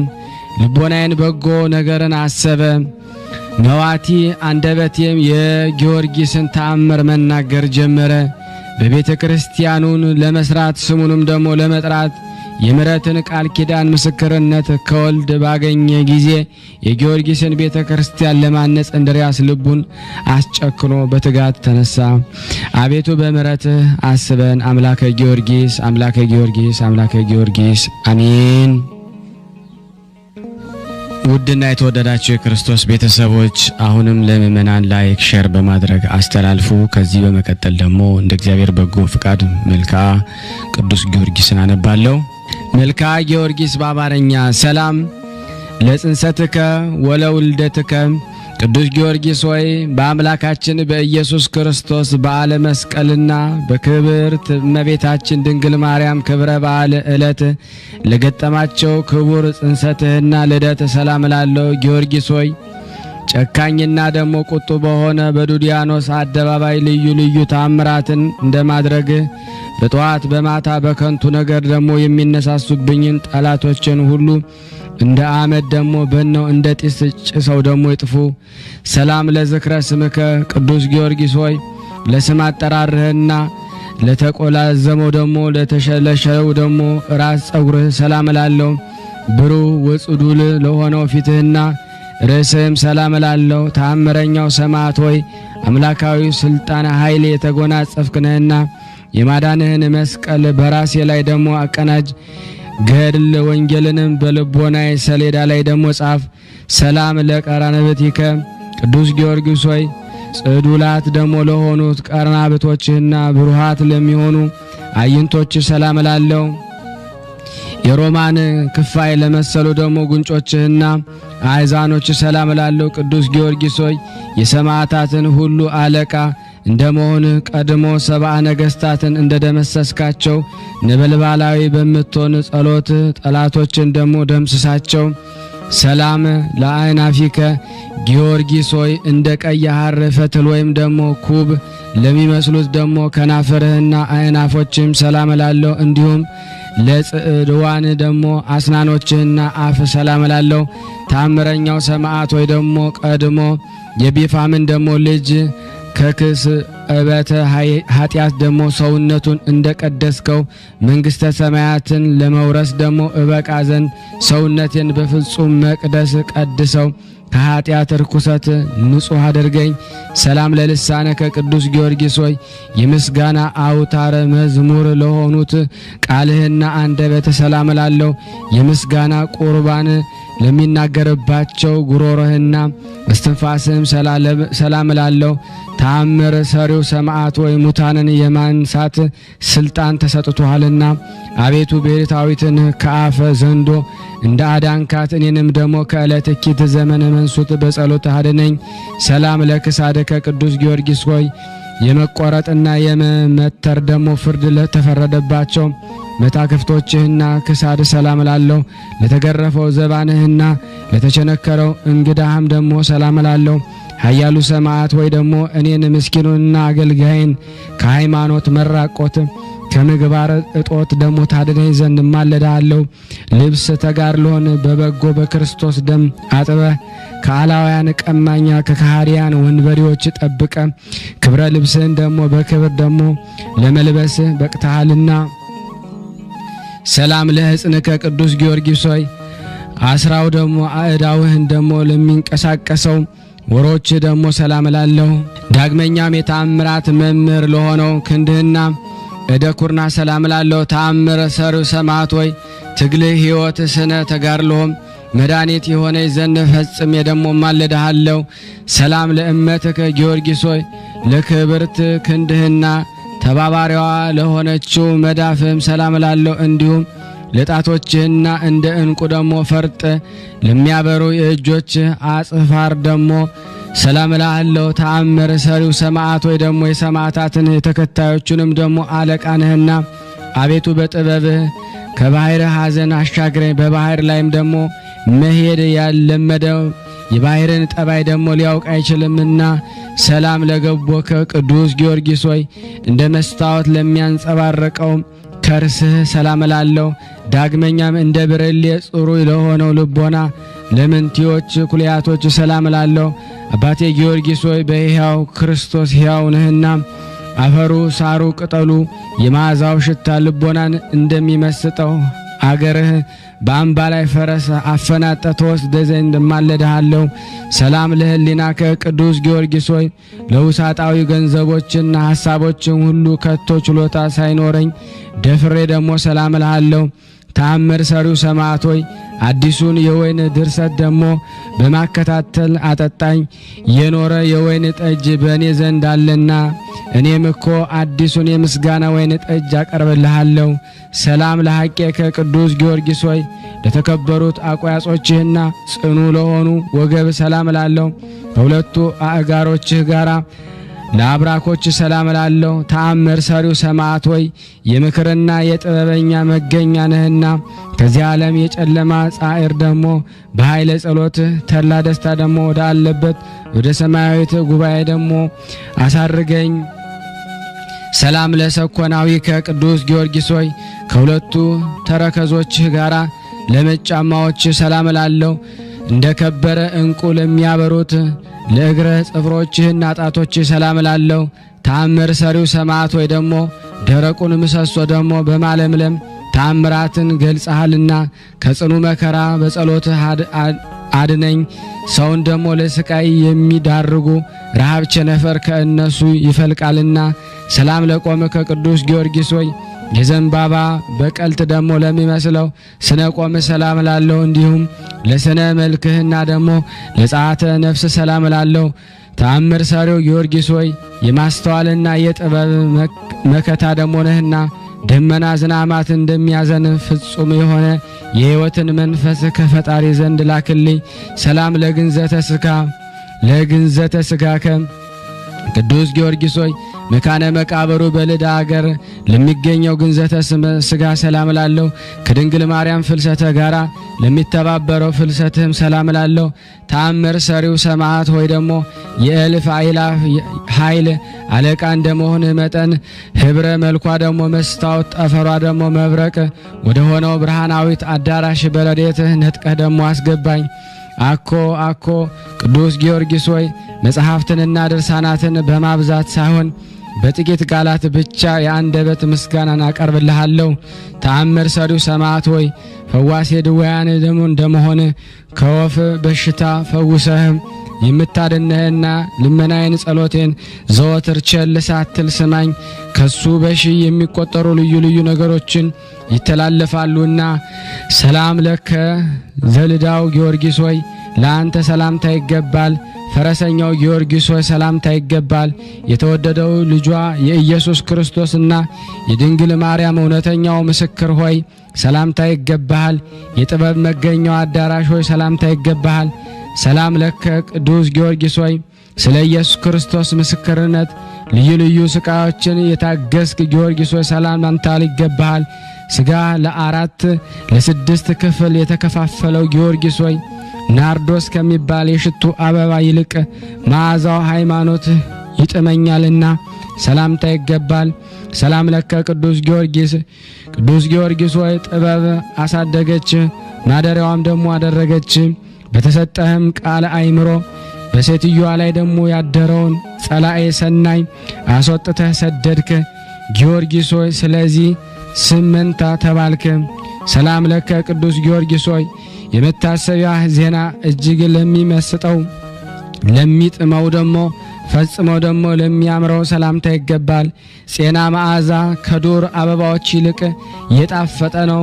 ቅዱስ ጊዮርጊስ ሆይ እንቁ ባህሪ ነክ እኮን። ሰላም ለከ ቅዱስ ጊዮርጊስ ሆይ ስለ ቀናችሁ ሃይማኖት ነፍስን አሳልፈ የሰጠህ ጊዮርጊስ ሆይ ሰላምታ ይገባሃል። ጊዮርጊስ ሆይ በልዩ ልዩ ቅመም ተቀምመው ከተሰራ ሽቱ ይልቅ በብዙ ዋጋ ደግሞ የማይገኝ መዓዛው የጣፈጠ ሽቱ አንተ ነህና ሰላም ለከ ቅዱስ ጊዮርጊስ ሆይ የዘንባባ በቀልት ለሚመስለው ስነ ቆም ሰላም ላለው ሰማዕቱ ጊዮርጊስ ሆይ አዕዋፈ ገነት በአንተ ጥላ ስር ይጠለላሉ። እኒህም በጌታ በኢየሱስ ክርስቶስ ስም አሳምነ ያጠመካቸው ልብሰ ጥምቀትን የተላበሱ ምእመናን ናቸው። ሰላም ለከ ቅዱስ ጊዮርጊስ በአፌ ብቻ ሳይሆን ከልቤ ወድሃለሁና ሰላም እልሃለሁ። ስለዚህ አባት ሆይ ምስጋናዬን አታቃልብኝ፣ ተቀብለ ዋጋዬን አሰጠኝ እንጂ ለኔ የደሃው ወርቄ አንተ ጊዮርጊስ ነህና። ሰላም ቅዱስ ጊዮርጊስ የማርያም አገልጋያ ጊዮርጊስ ሆይ ሰላም እንልሃለን። ከጽጌረዳ አበባ ይልቅ መዓዛ ሃይማኖት ለሚጣፈጠው ጊዮርጊስ ሆይ ሰላም እንልሃለን። የልዳው ኮከብ ጊዮርጊስ ሆይ ሰላም እንልሃለን። ሰላም ለሀገርህ ቅዱስ ጊዮርጊስ ሆይ ሰላም ለሀገሩ፣ ሰላም ለደብሩ፣ ሰላም ለመቃብሩ። የአምባ ላይ ፈረሱ እግሩ በቆመበት በዚያ በከናፈሮቹ ይሳሙኝ፣ ወደ ሀገሩም ይውሰደኝ። የቅዱስ ጊዮርጊስ ፍቅሩ እጅግ አስጨንቆኛልና። ኦ ፍጡነ ረድኤት ለደካማው ለብርቱም ረዳት ፈጥነ የምትደርስለት ጊዮርጊስ ሆይ ደግነት በጎነት ከመጠን በላይ ነውና እኮን በአማላጅነት የሚተማመኑትን ሁሉ ነፍስ ዋስ ጠበቃነ እኮን ከቂም በቀል ንጹሕ በመሆን እንደ ክብርት እመቤታችን እንደ ማርያም ርኅሩህ ልብ ነህና። ኦ ፍጡነ ረድኤት ጊዮርጊስ ሆይ ከላይ ባለ በሰማይ ከታች ባለ በምድር በብዙ ወገን ለእርዳታ ፈጥነ እንደ ደረስ የኤፍራታ ርግብ የተባልክ እንደ እመቤታችን ማርያም ነው እኮን። በመሆኑ በእናት ቴዎብስታ ስም ደግሞ እንደ ስምህ መንታነት የባለሟልነት ስምህን ትሰጥ ዘንድ ቃል ኪዳን እንድትገባልኝ ማለዳለሁ። ኦ ፍጡነ ረድኤት ቅዱስ ጊዮርጊስ ሆይ አንተን በመታመን ለጠራ ሁሉ ፈጥነ ስትደርስ ከአውሎ ንፋስ ይልቅ በተፋጠነ ሩጫ ነው እኮን። ጊዮርጊስ ሆይ የዘወትር ጸሎቴን የቃሌንም ልመና ጩኸት ትቀበል ዘንድ ለይቅርታና ምሕረት ፈጥነ ወደ እኔ ትቀርብ ዘንድ። ኦ ፍጡነ ረድኤት ፈጥኖ ደራሹ ጊዮርጊስ ሆይ ለጠላቴ መሳቂያ አታደርገኝ፣ ለሚተነኳኮሉኝም መሰደቢያ አታደርገኝ፣ ከክፉ ጎረቤቶችም መዘባበቻ አታደርገኝ። አባቴ ጊዮርጊስ ሆይ የልቤን ሐዘን ስነግር ደግሞ ፈጥነህ ጸሎቴን ስማኝ፣ ነገሬንም አድምጥ። ያዘኑትን የምታረጋጋ ሆይ ወደ እኔ ቅረብ፣ ደግሞ በአጠገብ ተገኝተ ደግሞ አለሁልህ በለኝ። ኦ ፍጡነ ረድኤት ፈጥኖ ደራሽ ጊዮርጊስ ሆይ አሁንም ለጠላቴ መሳቂያ አታደርገኝ። አባቴ ጊዮርጊስ ሆይ የምነግርህን ባለመናቅ ተቀብለህ ልጄ፣ ወዳጄ፣ አገልጋዬ፣ ታዛዤ ደረስኩልህ በለኝ። ኦ ፍጡነ ረድኤት ፈጥኖ ደራሽ ጊዮርጊስ ሆይ እንደ ወይን ጠጅ ልብን ደስ የምታሰኝ ነህ እኮን። ሐዘንን ታስረሳለህና ቅዱስ ጊዮርጊስ ሆይ ልመናችንን ፈጥነ ስማ። በባህር ላይ የምናሳፍፈውን ደግሞ በየብስ የምንነጉደውን ሁሉ ፈጥነህ እርዳን። እምነታችንን በአንተ ላይ አድርገናልና ኦ ፍጡነ ረድኤት የእግዚአብሔር እውነተኛ ምስክሩ ፈጥኖ ደራሽ ሰማዕት ኃያሉ ጊዮርጊስ ሆይ በየዕለቱ እርዳታ አይለየኝ።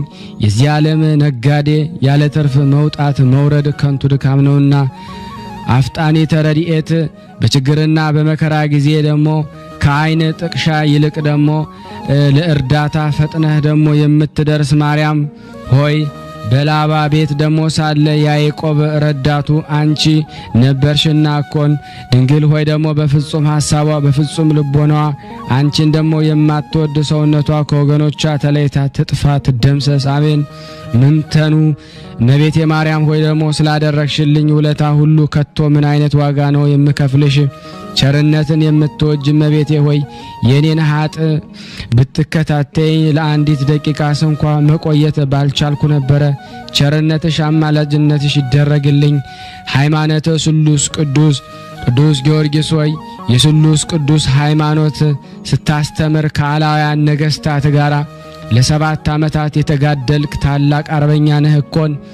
ኃያሉ ቅዱስ ጊዮርጊስ ሆይ ድካም የማይሰማ ትጉህ ገበሬ ነህና ዳግመኛም እንዳይጥሉኝ ደግሞ እንዳይተነኳኮሉኝ ጠላቶችን እንደ ጢሳትነህ እንደ ጉማብነህ ፈጥነህ አጥፋቸው።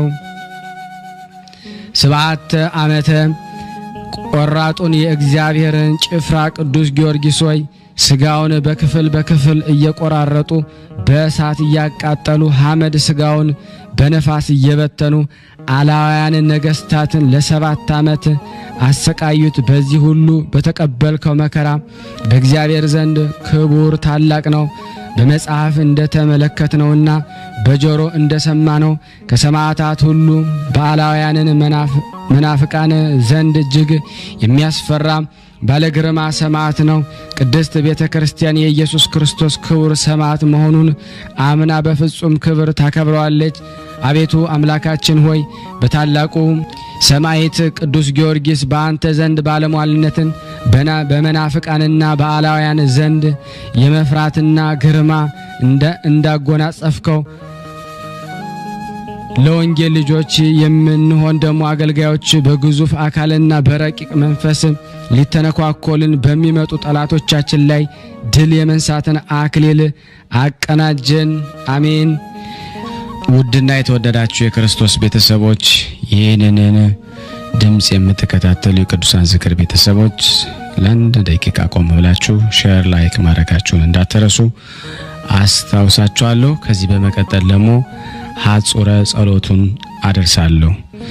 ጌታዬ ኢየሱስ ክርስቶስ ሆይ አቤቱ ራሳቸውን ከሚወዱ ለገንዘብ ከሚስገበገቡ ትምክተኞች ትዕቢተኞችና ተሳዳቢዎች ለወላጆቻቸው ከማይታዘዙ ውለታ ቢሶች ፍቅር አንድነት ከሌላቸው የማይበር አንድነት እንዳልተባበር በሐጹረ መስቀል እጠረኝ። አቤቱ ለምንሃለሁ ማለዳለሁ።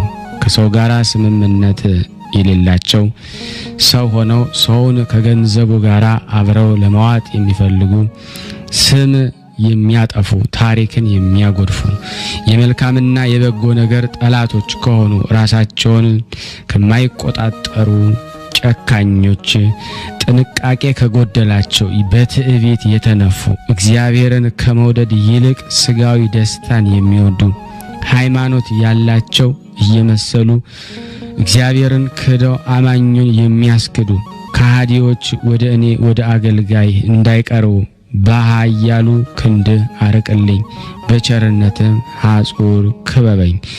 አቤቱ አምላኬ ሆይ ሰማዕታትን በደም ጻድቃንን በገዳም ሐዋርያትን በአጽናፈ ዓለም መላእክትን በጽርሐ አርያም እንዳጸና እኔንም አገልጋይንም በምግባር በሃይማኖት አጽንተ ከአመፀኛ ከተንኮለኛ ከአሉተኛ ከአስመሳይ ከሐሰተኛ ከዳቢሎስ መልእክተኛ በረድኤት ሐጹር ከለኝ። አቤቱ ይህን ዓለም ንቆ አጥቅቶ የንጉሥ ነገሥቱን ዘውድ አውልቆ በትረ መንግስቱን ወርውሮ ፈጣሪያቸውን በካዱ ለጣዖት በሚሰግዱ በሰባ ነገስታት በአደባባይ ለሁለተኛው አምላክ ምስክርነቱን ለማሰማት በሰይፍ ተመትሮ በመጋዝ ተተርትሮ በስለት ተተልትሎ በመዶሻ ተቀጥቅጦ በማረጃ ተፈልጦ በእሳት ተለብልቦ በብረት ምጣድ ተጠብሶ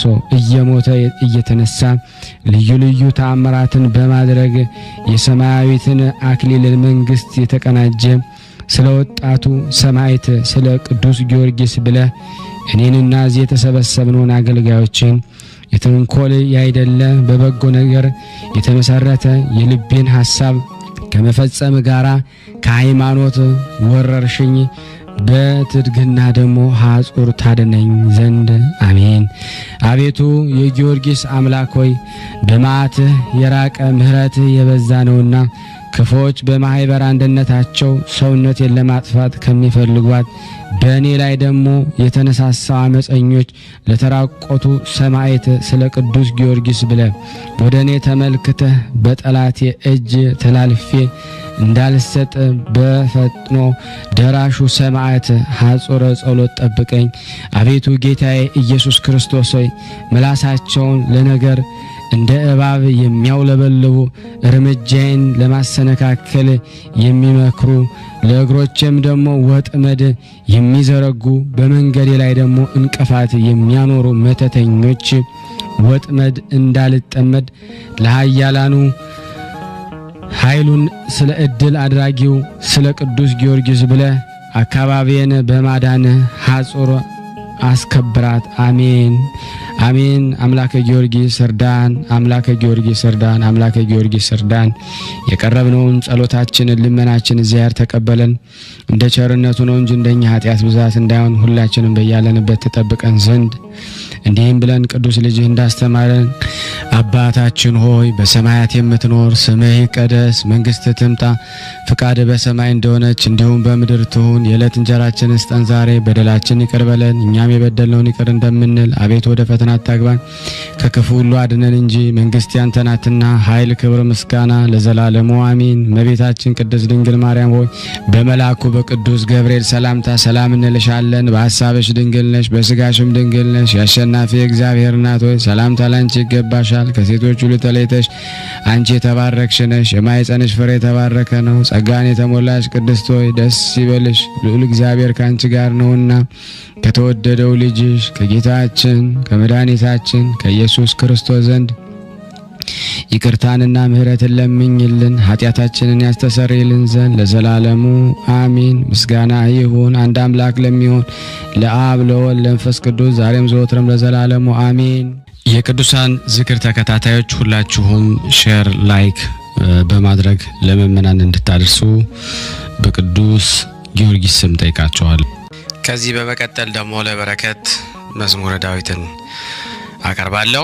ከዚህ በመቀጠል መዝሙረ ዳዊትን አነባለሁ። እግዚአብሔር ለኔ ማንበብን ጸጋ ይስጠኝ፣ ለእናንተም ሰምቶ የማስተዋልን ጥበብ ይሰጠን ዘንድ የአምላክ በጎ ፍቃድ ይሁን። በስመ አብ ወወልድ ወመንፈስ ቅዱስ አሐዱ አምላክ አሜን። ስምህን ለመጥራት ለማመስገን ላበቃን አምላካችን ክብር ምስጋና ይድረስህ እስከ ዘላለሙ አሜን። መዝሙር 1 ምስጉን ነው በክፉዎች ምክር ያልሄደ፣ በኃጢአተኞችን መንገድ ያልቆመ፣ በዋዘኞችም ወንበር ያልተቀመጠ፣ ነገር ግን በእግዚአብሔር ሕግ ደስ ይለዋል፣ ሕጉንም በቀንና በሌሊት ያስባል። እርሱም በውሃ ፈሳሾች ዳር እንደተተከለች ፍሬዋን በየጊዜዋ እንደምትሰጥ ቅጠሏም እንደማይረግፍ ዛፍ ይሆናል። የሚሰራውም ሁሉ ይከናወንለታል። ክፎች እንዲህ አይደሉም፣ ነገር ግን ነፋስ ጠርጎ እንደሚወስዳቸው ትቢያ ናቸው። ስለዚህ ክፎች በፍርድ ኃጢአተኞችም በጻድቃን ማህበር ላይ አይቆሙም። እግዚአብሔር የጻድቃንን መንገድ ያውቃልና ክፎችን መንገድ ግን ትጠፋለች። መዝሙር 2 አሕዛብ ለምን ያጉረመርማሉ?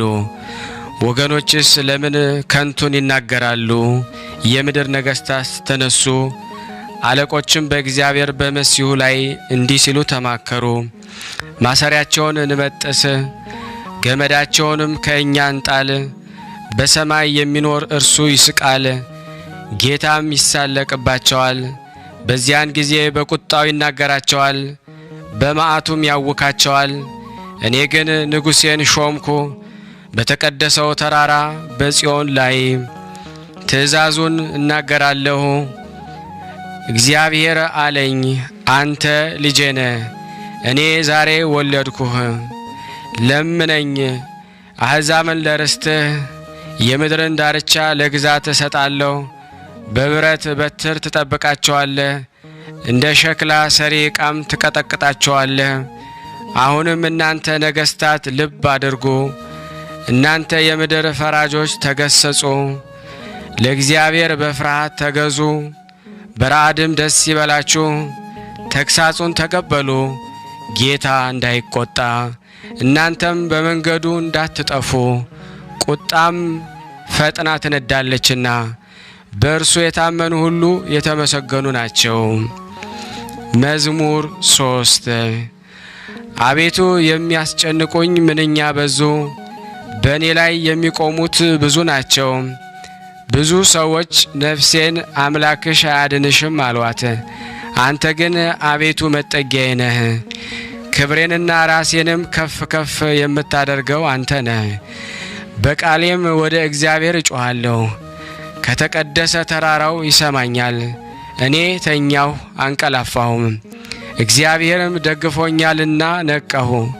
ከሚከቡኝም አእላፍ ሕዝብ አልፈራም። ተነስ አቤቱ አምላኬ ሆይ አድነን፣ አንተ የጠላቶችን መንጋጋ መትተሃልና የክፉዎችንም ጥርስ ሰብረሃልና። ማዳን የእግዚአብሔር ነው፣ በረከትም በሕዝብ ላይ ነው። መዝሙር 4 የጽድቄ አምላክ በጠራሁት ጊዜ መለሰልኝ፣ በጭንቀቴም አሰፋሃልኝ። ማረኝ፣ ጸሎቴንም ስማ። እናንተ የሰው ልጆች እስከ መቼ ድረስ ልባችሁን ታከብዳላችሁስ? ከንቱ ነገር ለምን ትወዳላችሁ? ሐሰትንም ለምን ትሻላችሁ? እግዚአብሔር በጻድቁ እንደተገለጠ ወቁ። እግዚአብሔር እርሱ በተጣራሁ ጊዜ ይሰማኛል። ተቆጡ፣ ነገር ግን ኃጢአትን አታድርጉ። በመኝታችሁ ሳላችሁ በልባችሁ አስቡ፣ ዝም በሉ። የጽድቅን መሥዋዕት ሰዉ፣ በእግዚአብሔርም ታመኑ። በጎን ማን ያሳየናል የሚሉ ብዙ ናቸው። አቤቱ የፊትህ ብርሃን በላያችን ታወቀ፣ በልቤ ደስታን ጨመርክ። ከስንዴ ፍሬና ከወይን ዘይትም ይልቅ በዛ። በሰላም እተኛለሁ አንቀላፋለሁም። አቤቱ አንተ ብቻህን በእምነት አሳደጋኸኛልና። መዝሙር 5 አቤቱ ቃሌን አድምጥ፣ ጩኸቴንም አስተውል፣ የልመናዬን ቃል አድምጥ።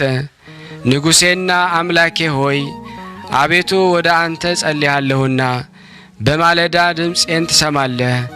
በማለዳ በፊትህ ቆማለሁ እጠብቃለሁም። አንተ በደሌን የማትወድ አምላክ ነህና ክፉ ከአንተ ጋር አያድርም።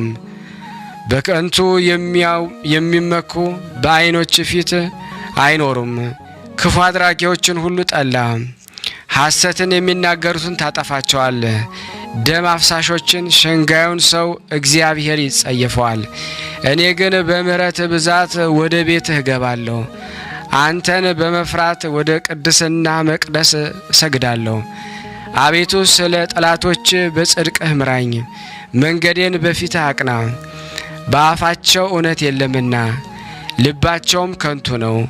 ጉሮሯቸው የተከፈተ መቃብር ነው፣ በምላሳቸው ይሸነግላሉ። አቤቱ ፍረድባቸው፣ በምክራቸውም ይውደቁ። ስለ ክፋታቸው ብዛት አሳደዳቸው፣ እነርሱ አምፀውብሃልና።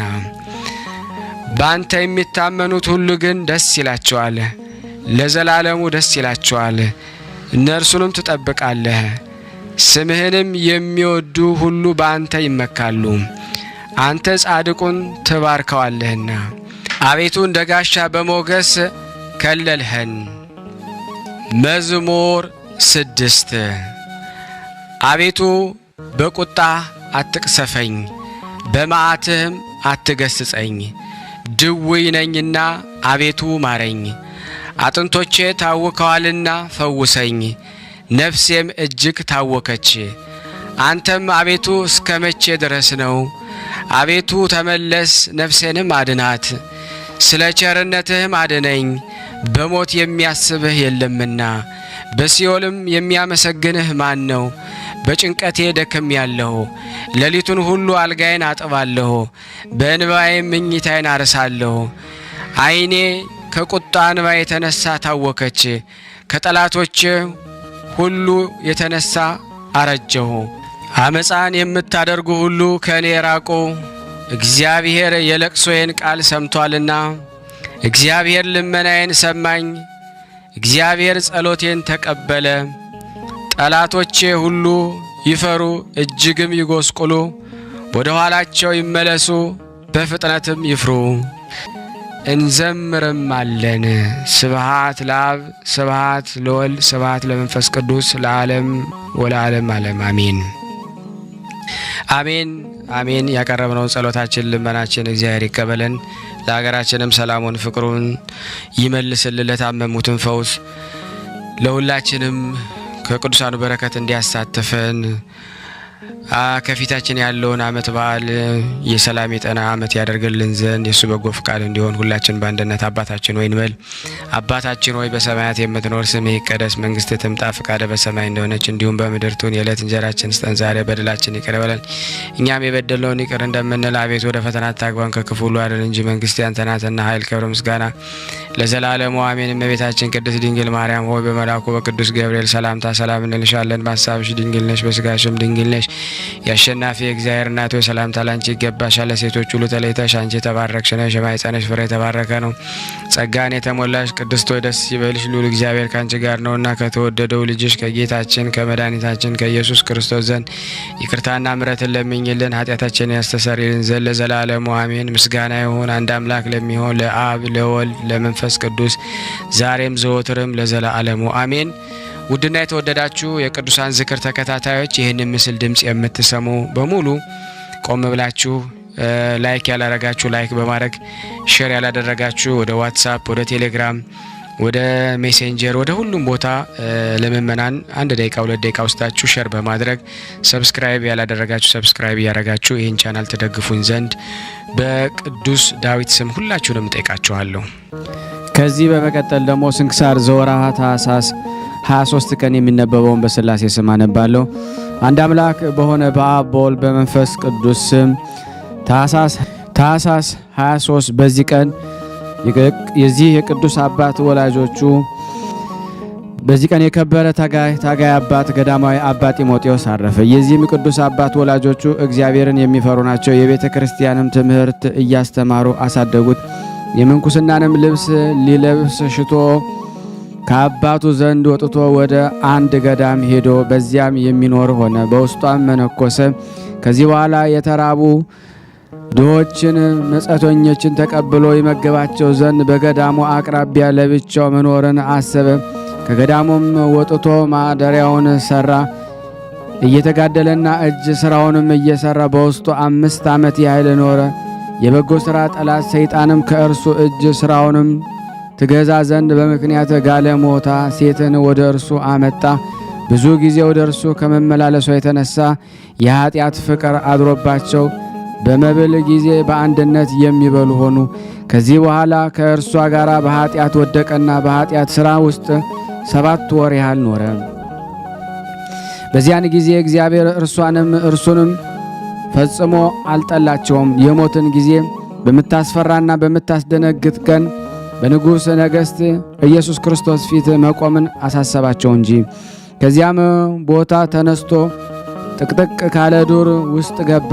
ልዑል እግዚአብሔር መርቶታልና በዚያችም ጣፋጭ የውሃ ምንጭና ተምር አለ። በዚያም ቦታ እየተጋደለ ብዙ ዘመን ኖረ። ከዚህ በኋላ ሰይጣን በእርሱ ቀንቶ አስጨናቂ የሆነ የሆድ በሽታ መጣበት። ከሕመሙም ጽናት የተነሳ በግንባሩ በምድር ላይ ወደቀ። ወድቆ ሆኖ ኖረ። እርሱም ሲጸልይ ነፍሱን እንዲህ ይላት ነበር፣ ነፍሴ ሆይ ይህ የሰራሽው የኃጢአት ፍሬ ነውና በዚህ ደዌ ላይ ታገሺ። በዚህ ሕመም 4 ዓመት ኖረ። ከዚህ በኋላ መሐሪና ይቅር ባይ እግዚአብሔር ራራለት፣ መልአኩንም ላከለት። እርሱም በእጁ ሆዱን አሸው፣ ጎኑንም በጣቱ ሰነጠቀ፣ ጨጓራውን አንጀቱንም አጸዳ። ከዚህ በኋላ ወደ ቦታው መልሶ እንደ ቀድሞ አያይዞ አዳነው።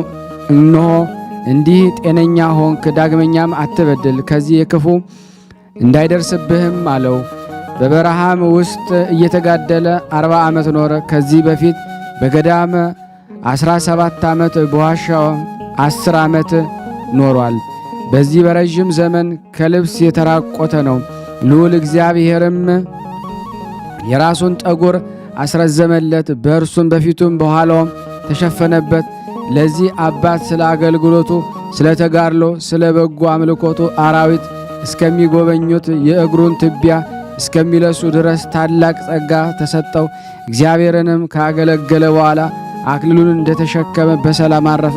ለእግዚአብሔር ምስጋና ይሁን። እኛንም በዚህ አባት ጸሎት ይማረን። በረከቱ ከኔና ከእናንተ ከሁላችን ሕዝበ ክርስቲያን ላይ ጸንቶ ለዘላለሙ ይኑር አሜን። ያላሰተ በዚህ ቀን የእሴይ ልጅ ዳዊት ንጉሥ አረፈ። ይህም ከብንያም ነገድ የቄስ ልጅ ሳኦል ከነገሰ በኋላ በእስራኤል ላይ የነገሰ ነው። ይህም ንጉሥ ዳዊት በእግዚአብሔር ፊት መልካም ጉዞን የተጓዘ ከእስራኤልም ነገሥታት ሁሉ እውነተኛ ፍርድን ያደረገ ነው። እርሱም ሀገሩ ቤተልሔም የሆነች ከይሁዳ ነገድ ነው። ሳኦልም የእግዚአብሔርን ትእዛዝ በተላለፈ ጊዜ ለእስራኤል ንጉሥ ይሆን ዘንድ መረጠው። ነቢይ ሳሙኤልንም ቅብአ መንግሥትን የእስየን ልጅ ይቀባ ዘንድ ላከው። ሳሙኤልም ታላቁን ኤልያብን ተመለከተ። መልኩ ያማረ አካሉም የጸና ነበርና እግዚአብሔር ግን አልመረጠውም። የኤልያብን ፊቱን አትይ፣ የመልኩንም ማማር አትመልከት፣ እግዚአብሔር ሰው እንደሚያይ የሚያይ አይደለምና አለው እንጂ ሰው መልክ ያያል፣ እግዚአብሔር ግን ደግሞ ልብን ያያል። ከእሴይ ከ7ቱ ልጆች በኋላ ነቢይ ሳሙኤል ዳዊትን በእስራኤል ልጆች ላይ ይነግሥ ዘንድ ቀባው። እግዚአብሔርን በሥራው ሁሉ ከእርሱ ጋር ሆነ። ከልቦናው ንጽሕና ከየዋህነቱ ብዛት የተነሳ ጠላቱን ሳኦልን ብዙ ጊዜ ሲያገኘው በላዩ ምንም ክፉ ነገር አላደረገበትም። በአንዲትም ዕለት ሳኦል ከእስራኤል ሁሉ የተመረጠ 3000 ሰዎችን ይዞ ዳዊትን ከሰዎቹ ጋር ይፈልገው ዘንድ ዋሊያዎች ወደምታድንበት ሄደ። በጎዳናም አጠገብ ያሉ ዘላኖችም ወደሚሰሩበትም ደረሰ። በዚያም ዋሻ ነበረ። ሳኦልም ይናፈስ ዘንድ ወደዚያ ዋሻ ገባ። አሽከሮችና ዳዊትም በዚያ ዋሻ ውስጥ ተቀምጠው ነበረ። ዳዊት ተነስቶ ቀስ ብሎ ከልብሱ ጫፍ ቆረጠ። በሁለተኛም ጊዜ በድንክ አልጋ ላይ ተኝቶ ወዳለበት ከአቢሳ ጋር ገብቶ በራስጌው ጦርንና ውሃን ያለበትን ረዋቱን ይዞ ተመልሶ ሄደ። ክፉ ነገርም አላደረገበትም። ሰዎችም ጠላትህ ሳኦልን ግደለው ባሉት ጊዜ እግዚአብሔር በቀባው ላይ እጄን አልዘረጋም አይገባኝም ብሎ መለሰላቸው። ስለ ሳኦል መገደል አንድ ሰው በነገረው ጊዜ ዳዊትም ያንን ሰው ማን ገደለው አለው። ሰውየውም እኔ ገደልኩት አለው። ዳዊትም እጅግ አዘነ፣ ልብሱንም ቀደደ። ያንን ሳኦልን እኔ ገደልኩት ያለውን ሰው ገደለው። እግዚአብሔር በዚህ በጻድቅ ዳዊት ልብ ብዙ ትሩፋትን፣ ትሕትናን፣ የዋህነትን፣ ቅንነትን፣ ትዕግስትን፣ ፍቅርን አከማቸ። ክብር ያለው ንጉሥ ሲሆን ራሱን ውሻ፣ ትል፣ እንስሳ አድርጎ ይጠራል። ስለዚህም ከምድር ነገሥታት ሁሉ ከፍ ከፍ አደረገው። እንዲህም ብሎ አመሰገነው፣ የእሴይን ልጅ ዳዊትን እንደ ልቤ ሆኖ አገኘሁት፣ ፍቃዴንም ሁሉ የሚያደርግ ታማኝ ሰውም ነውና። እግዚአብሔር የእስራኤል ልጆች ኢየሩሳሌምን ስለ ዳዊት ደግነት ብዙ ጊዜ ጠበቃቸው። እርሱ ካለፈ በኋላም በነቢያቶች አንደበት አከበረው፣ ነገሥታትንም ከእርሱ ጋር አደረገ። እርሱም በሁሉ ዓለም የታወቀ የመዝሙሩን መጽሐፍ ደረሰ። ይኸውም በእሰይ ጣና ላይ ጋሻና ጦርን የሆነ መልካም ቃልንም የተመላ በሰማይና በምድርም ያሉ በእርሱ እግዚአብሔርን የሚያመሰግኑበት ነው። የዳዊትም ፊቱ እንደ ሮማን ቀይ ነው። ቁመቱም በመካከለኛው የሆነ አካሉም የጸና ብርቱ ነበረ። ታናሽ ብላቴና ሆኖ ሳለ እርሱ የአባቱን በጎች ሲጠብቅ አንበሳ ወይም ተኩላ መጥቶ ከመንጋው ውስጥ በግ ነጥቆ በሚወስድ ጊዜ ተከትሎ ገድሎ ደግሞ ከአፉ ያስጥለው ነበረ። ሊጣላውን ቢነሳበትም ጉሮሮውን ይዞ ይሰነጥቀዋል። ከፍልስጤማውያን ጋር ሰልፍ በሆነ ጊዜ ብርቱ ሰው ስሙ ጎልያድ የሚባልም ከጌታ ሰዎች የተወለዱ ቁመቱ 6 ክንድ ከስንዝር የሆነ ከኢሎፌላውያን ሰፈር ወጣ። በእርሱ ላይ የነሐስ በርወርቴ ደፍቷል። የነሐስ ጥሩርም ለብሷል። በእርሱ ላይ ያለ የብረቱና የነሐሱ ሁሉ ሚዛን 5000 ወቄት ነበረ። በእግሮቹ በታቹም ላይ የነሐስ ሰናፊል ታጥቆ ነበረ። በጫንቃው መካከል የነሐስ እባቦች ነበሩ። የጦሩም ዛቢያ እንደ ሸማኔ መጠቅለያ ሆኖ በላዩ ሽቦ ነበረበት። የጦሩም ብረት መጠን 600 ወቄት ነበረ። ጋሻ ጃግሬውም በፊቱ ይሄድ ነበረ። ቆሞም ወደ እስራኤል ሰፈር ይጮህ ነበረ። ከእኛ ጋር ትዋጋ ዘንድ ለምን መጣችሁ? እኔ የኢሎፌላውያን ወገን ነኝ፣ እናንተም የሳኦል ባሮች አይደላችሁምን? ከእናንተ አንድ ሰው መርጣችሁ ወደ እኔ ይውረድ። ከእኔ ጋር መዋጋት ችሎ ቢገድለኝ ባሮች እንሆናችኋለን።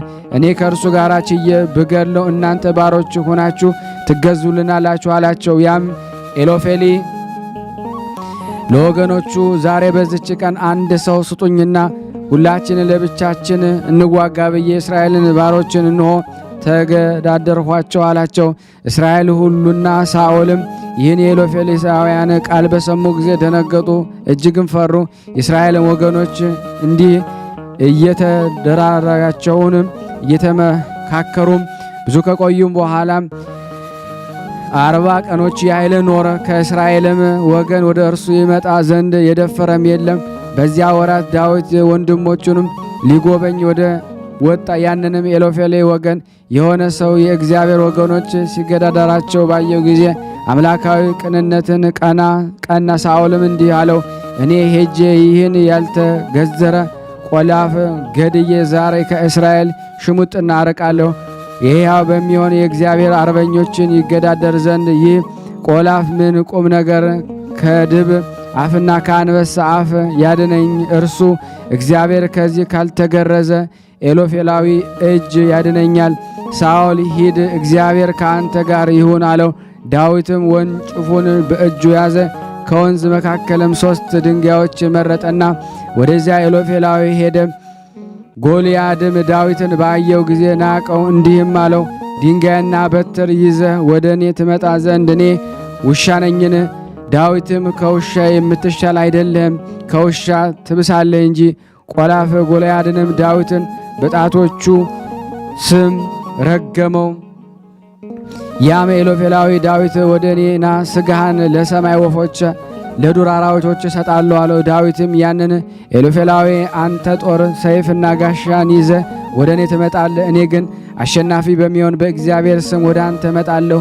ዛሬ የእስራኤልን አርበኞች የተገዳደርክ አንተ ዛሬ እግዚአብሔር በእጄ ይጥልሃል፣ እገድልህም አለው፣ ራስንም እቆርጣለሁ። የኤሎፌላውያን ሰራዊት ሬሳና ያንተን ሬሳ ዛሬ ለዱር አራዊትና ለሰማይ ወፎችም እሰጣለሁ። ሰዎቹ ሁሉ እግዚአብሔር ከእስራኤል ጋር እንዳለ ያውቃሉ። ሰራዊትም ሁሉ እግዚአብሔርን በጦርና በሰይፍ የሚድን እንዳይደለ ያውቃሉ። ድል የእግዚአብሔር ገንዘብ ነውና። ዳዊትም እጁን ወደ ደጉ ሰዶ አንዲት ድንጋይም አውጥቶ አወናጨፋት። ያንንም ኤሎፌላዊ ግንባሩን ገመሰው። ያችም ድንጋይ ከግንባሩ ገብታ ናላውን በጠበጠችው፣ በምድር ላይም በግንባሩ ተደፋ። ዳዊቱም ሩጦ የገዛ ሰይፉን አንስቶ ራሱን ቆረጠው፣ ከእስራኤል ልጆች ስድብን አራቀ። የዳዊት መላው ዕድሜው 70 ነው። መንግስቱም ሳይይዝ 30 ዓመት ኖረ። ከዚያ በኋላ 40 ዓመት ኖረ። የክብር ባለቤት ክርስቶስ በሥጋ ከመምጣቱ በፊት በ120 ዓመት ሆነ። ትንቢት የተነገረበት ዘመን ነው። በሰላም ማረፈ። ለእግዚአብሔር ምስጋና ይሁን። እኛንም በጸሎት ይማረን። በረከቱ ከኔና ከእናንተ ከሁላችን ሕዝበ ክርስቲያን ላይ ጸንቶ ለዘላለሙ ይኑር አሜን። በዚች ቀን የቅዱሳን የአባ ሳሙኤል፣ የአባ ስምዖን፣ የአባ ገብርኤል የእረፍታቸው መታሰቢያ ነው። ይህም መነኩሴ አባ ሳሙኤል ባህታዊ ሆኖ ቀርጣሚን በምትባል አገር ጎን የሚኖር ነው። በዚያም አቅራፎስ የሚባል ሰማዕት አጽም አለ። እርሱም ጸሎቱን ሲጀምር ሲፈጽምም ከአጽሙ ይባረካል ወይም ይሳለማል። የሰሊባ የሚባል አንድ መነኮስ ነበረ። ስምዖን የሚባልም ልጅ አለው። ልጁም ለሞት የሚያበቃ ደዌ ታመመ። አባቱም በልጄ ላይ ይጸልይ ዘንድ ወደ አባ ሳሙኤል ላከ። እርሱም ሲጸልይ ከሞተ በኋላ አስነሳው። ያም ልጅ አባ ሳሙኤልን የሚከተል ደቀ መዝሙር ሆነ። መነኮሱም በገድል ተጠመደ። በአንዲት ቀን ውሃ ሊቀዳ እንስራ ይዞ ሄደ። ሰይጣንም እንስራውን ሰበረበት። ለአባ ሳሙኤልም በነገረው ጊዜ ውሃውን ይመላበት ዘንድ የወይን ማስቀመጫ መሶብን ሰጠው። ውሃም ሳይቀዳ 10 ዓመት ኖረ። ከዚህም በኋላ ሰይጣን ሰበረውና ውሃውን ፈሰሰ። ለአባ ሳሙኤል በነገረው ጊዜ ወደ ሌላ ቦታ ሂዶ ታናሽ የጸሎት ቤትም ሰርተው በዚያም ተቀመጡ። ከዚህ በኋላ የእግዚአብሔር መልአክ በሕልም ተገለጸላቸው። ቤተ ክርስቲያንም ይሰሩ ዘንድ አዘዛቸው። ንጉሥ አንስጣስዮስም መጥቶ ታላቅ ቤተ ክርስቲያንን ሰራላቸው። ለመነኮሳትም 500 ቤቶችን ሰራ። አባ ሳሙኤልም ባረጀና በተጋድሎ ብዛትም በደከመ ጊዜ ልጆቹን በልጁ በስምዖን እጅ ትቶ ወደ ወደደው እግዚአብሔር ሄደ። መነኮሳቱም 12,000 እስከሆኑ ድረስ እጅግ በዙ። በዚህም አባት ስምዖን ዘመን ተንሣኤ ሙታን የማያምን አንድ ከሃዲ ሰው ተነስ። አባ ስምዖንም በሞት ላይ ጸልዩ በፊት አስነሳው። ልቡም ከመጠራጠር ባልተመለሰ ጊዜ ሁለተኛ ወደ እግዚአብሔር ጸለየ። እሳትንም ከሰማይ አውርዶ ያንን ከሃዲ አቃጠለው። ከዚህ በኋላ ሸምግሎ በሰላም አረፈ። በመምህሩ መቃብር በክብር ተቀበረ። ከዚህ በኋላ አባ ገብርኤል አበምኔት ሆኖ ተሾመ።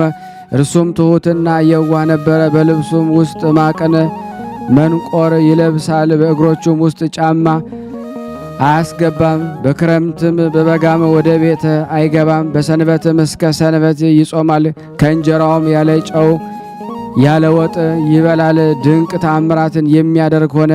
በአንዲትም ዕለት ደቀ መዝሙርቱ ለእንጀራ የሚሆን ቦሆ የሚያቦካበት ታላቅ የድንጋይ ገዳም ወደ ገዳሙ ሊያስገቡ ሽተው ሸክም የሚረዳቸው በአጡ ጊዜ አባ ገብርኤል ሰምቶ ከሰው አንድ እንኳ በገዳሙ ውስጥ እንዳይቀር ለመሸከም እንዲወጣ አወገዘ። 10,030 ያህል ሰዎችም ከሙታን ተነሱ። አባ ገብርኤልም አይቶ እናንተን ያልኩ አይደለም ሕያዋኑን ነው እንጂ አላቸው። በዚያም ጊዜ ወደ መቃብራቸው ተመለሱ። ከዕለታት በአንድ ቀን ሰው ከአንድ መነኩሴም ዘንድ ወርቁን አደራ አኖረ። ወደ ሩቅ አገር ሄደ። በተመለሰ ጊዜ መነኩሴው ለረድኡ ሳይናገር ሙቶም አገኘ። ረድኡንም ስለ ወርቅ ማስቀመጡን መምህሩን ያኖረበትን እንደማወቅ አስረዳው። አባ ገብርኤልን ወደ ሟች መቃብር ሄዶ ስለዚያ የወርቅ ጠየቀው። ሟቹም ያኖረበትን ስፍራ ነገረው። ባለገንዘብ እያደነቀ ገንዘቡን ይዞ ሄደ። ሰሊብ የሚባል ወዳጅ ነበረው። ሳይገናኙ ሞተ።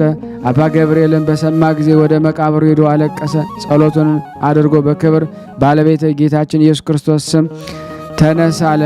ድኖ ተነስቶ በ12 ዓመትም ኖረ። በዚህ አባት ዘመን ከሮም ነገሥታት በክርስቲያን ወገኖች ላይ ታላቅ ስደት ሆነ። ቁጥር የሌላቸው ምእመናን ተገደሉ። ከጥቂት ወራት በኋላ እስላሞች ነገሱ። ክርስቲያኖችም ከስደት ዳኑ።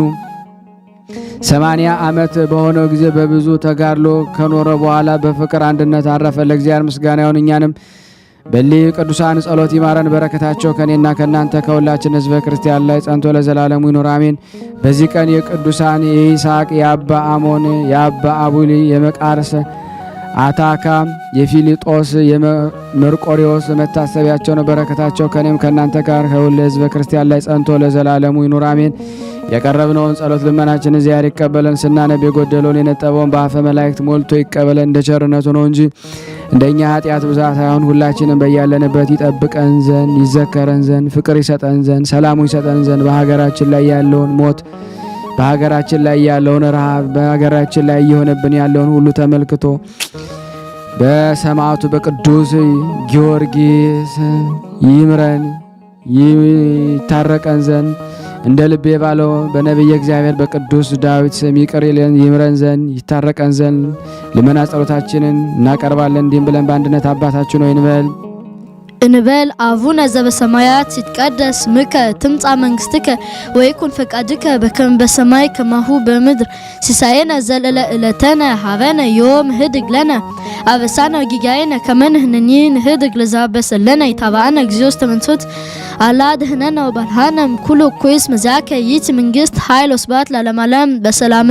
ቅዱስ ገብርኤል መልአክ ኦ እግዝእትየ ማርያም ሰላም ለኪ ድንግል በህሊናኪ ወድንግል በስጋኪ እመ እግዚአብሔር ጸባኦት ሰላም ለኪ ብርክት አንቲ እምአንስቶ ብሩክ ፍሬ ከርስኪ ተፈሥሒ ፍሥሕት ኦ ምልዕተ ጸጋ እግዚአብሔር ምስሌኪ ሳሊ ወጸልይ ሀበ ፍቁር ወልድኪ ኢየሱስ ክርስቶስ ከመ ይስረይ ለነ ኃጣውኢነ አሜን አሜን። የአምላካችን ስም የተመሰገነ ይሁን። ሕፃናቱን ጸሎት ልመና እግዚአብሔር ይቀበለን፣ ማህበራችን ያስፋልን። ውድና የተወደዳችሁ የቅዱሳን ዝክር ተከታታዮች እንግዲህ ይህንን ምስል ሼር ላይክ ማድረግ ሁላችሁም ረስታችኋል፣ እያያችሁ ነው። ለብዙ ምእመናን ሊደርስ አልቻለም። እባካችሁ ሁላችሁም የእግዚአብሔርን ቃል በእውነት የቅዱሳን የሰማዕታት የደናግላኑ በማድረስ ለዓለም ሁሉ ወዳጅነታችሁን የሰማዕቱ ወዳጅ ነን ካላችሁ ሰማዕቱ የሚፈልገው በየቤቱ እየገባ በየቤቱ ያሉትን ችግር ሁሉ ሊቀርፍ ይፈልጋልና ለነዛ ሰዎች መዳን ምክንያት እንድትሆኑ በስላሴ ስም አሳስባለሁ። በዚሁ ላይ እንግዲህ 7 ሚሊዮን ነጥብ 2 የሚሆን ብር ተሰብስቧል። እግዚአብሔር ይመስገን።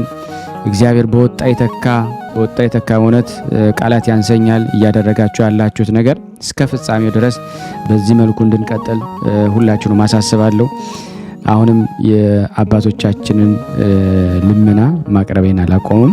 በተለይ ደግሞ ይህንን ልመናቸውን ስትሰሙ አንደኛ የምትችሉ ሰዎች ከተቻላችሁ እጃችሁን መዘርጋት እግዚአብሔር ይመስገን። ከተቻላችሁ ደግሞ ይቻላችኋል። ካልቻላችሁ ደግሞ ጸሎት በእውነት እግዚአብሔር የወደደውን ሰው ያላቸው ሰዎች ይህን ሰምተው አይተው እንዲሰጡ እንዲረዱ በጸሎታችሁ ካልቻላችሁ ደግሞ መስጠት ካልቻላችሁ ደግሞ ይህን ቪዲዮ ወደ ተለያየ ቦታ በማድረስ ላይክ በማድረግ ለምእመናን በማስተባበር በሌሎች የምታውቋቸውን ሰዎችን ይህን ነገር በማስተዋወቅ ስራ እንድትሰሩ አደራ አደራ አደራ ብዬ ጠይቃለሁ። ክብር ያደለልን። ላደረጋችሁት ሁሉ መስጠት ፈልጋችሁ ላልቻላችሁት ሁሉ በወጣ ይተካ ብለናል። በእውነት ይህንን አገልግሎት በተለያየ ነገር ለምትደግፉ ሁሉ በእውነት ይህንን ልላችሁ ወዳለሁ። ዘመኑን የሰላም ያርግልን። እንግዲህ በነጩ ዓለም አውሮፓ፣ አሜሪካ፣ አረብ ሀገር ላላችሁት ሃፒ ኒው ይር አዲስ ዓመት መልካም አዲስ ዓመት እንላለን። የኛን እንኳን አክብረናል። በነጮቹ ግን አሁን አዲስ ዓመት ነውና መልካም አዲስ ዓመት እላለሁ። ወስብሐት ለእግዚአብሔር ወለወላዲቱ ለክብር መስቀሉ። ይቆየን። እየተመገቡ ነው የሚገኙት። ዛሬ ግድፍት ቀን ነው፣ ግን ያው በሽሮ ነው ያገኘ ነው። ሁሌም ሲጾሙ ከርመው በዚህ ነው እየተመገቡ ነው። በዚህ ውስጥ ነው የሚስተናገደው። የሚያስፈልገውን በሙሉ የሚያገኘው ከቤተ እግዚአብሔር ነው እና በረከት መቅመስ ይችላል። ለዛ ነው የእግዚአብሔር ቤት የተባለው። ሁሉም ጌታ አግኝቶበት የሚሄድበት ቤት ነው። ቤተ እግዚአብሔር ጋሽ በረከት ቅመሱ፣ አረፍ በሉ ነው። እጅግ አድርጌ ማሳሰብ መወደው ይሄን ነው። ስለ ቅዱስ ገብርኤል ብላችሁ እንደምትልኩ በጣም ተስፋ አደርጋለሁ። በኢትዮጵያ ንግድ ባንክ ቀጥታ መላክ ለምትፈልጉ እዚህ ጋር ባለው ቁጥር ላኩ። እንደዚሁም ደግሞ አሜሪካና ወደ ካናዳ አካባቢ ያላችሁ በዜል ቁጥር መላክ ለምትፈልጉ እንደዚሁም የዜል ቁጥራችን እዚህ ጋር አስቀምጠናል። ካሻፕም ለምትፈልጉ የካሻፕ ቁጥር እዚህ ጋር እንደምትፈልጉት አለ። እንደዚሁም በፔይፓል መላክ ለምትፈልጉ በሁሉም መልኩ አለላችሁ። እንግዲህ የምትችሉትን ያክል እየላካችሁ የላካችሁትን የብር መጠን ዋትሳፕ ቁጥሬ 0041 779 4632 ደረሰኞቻችሁን እየለካችሁ እንግዲህ እናመሰግናችኋለን ማለት ነው።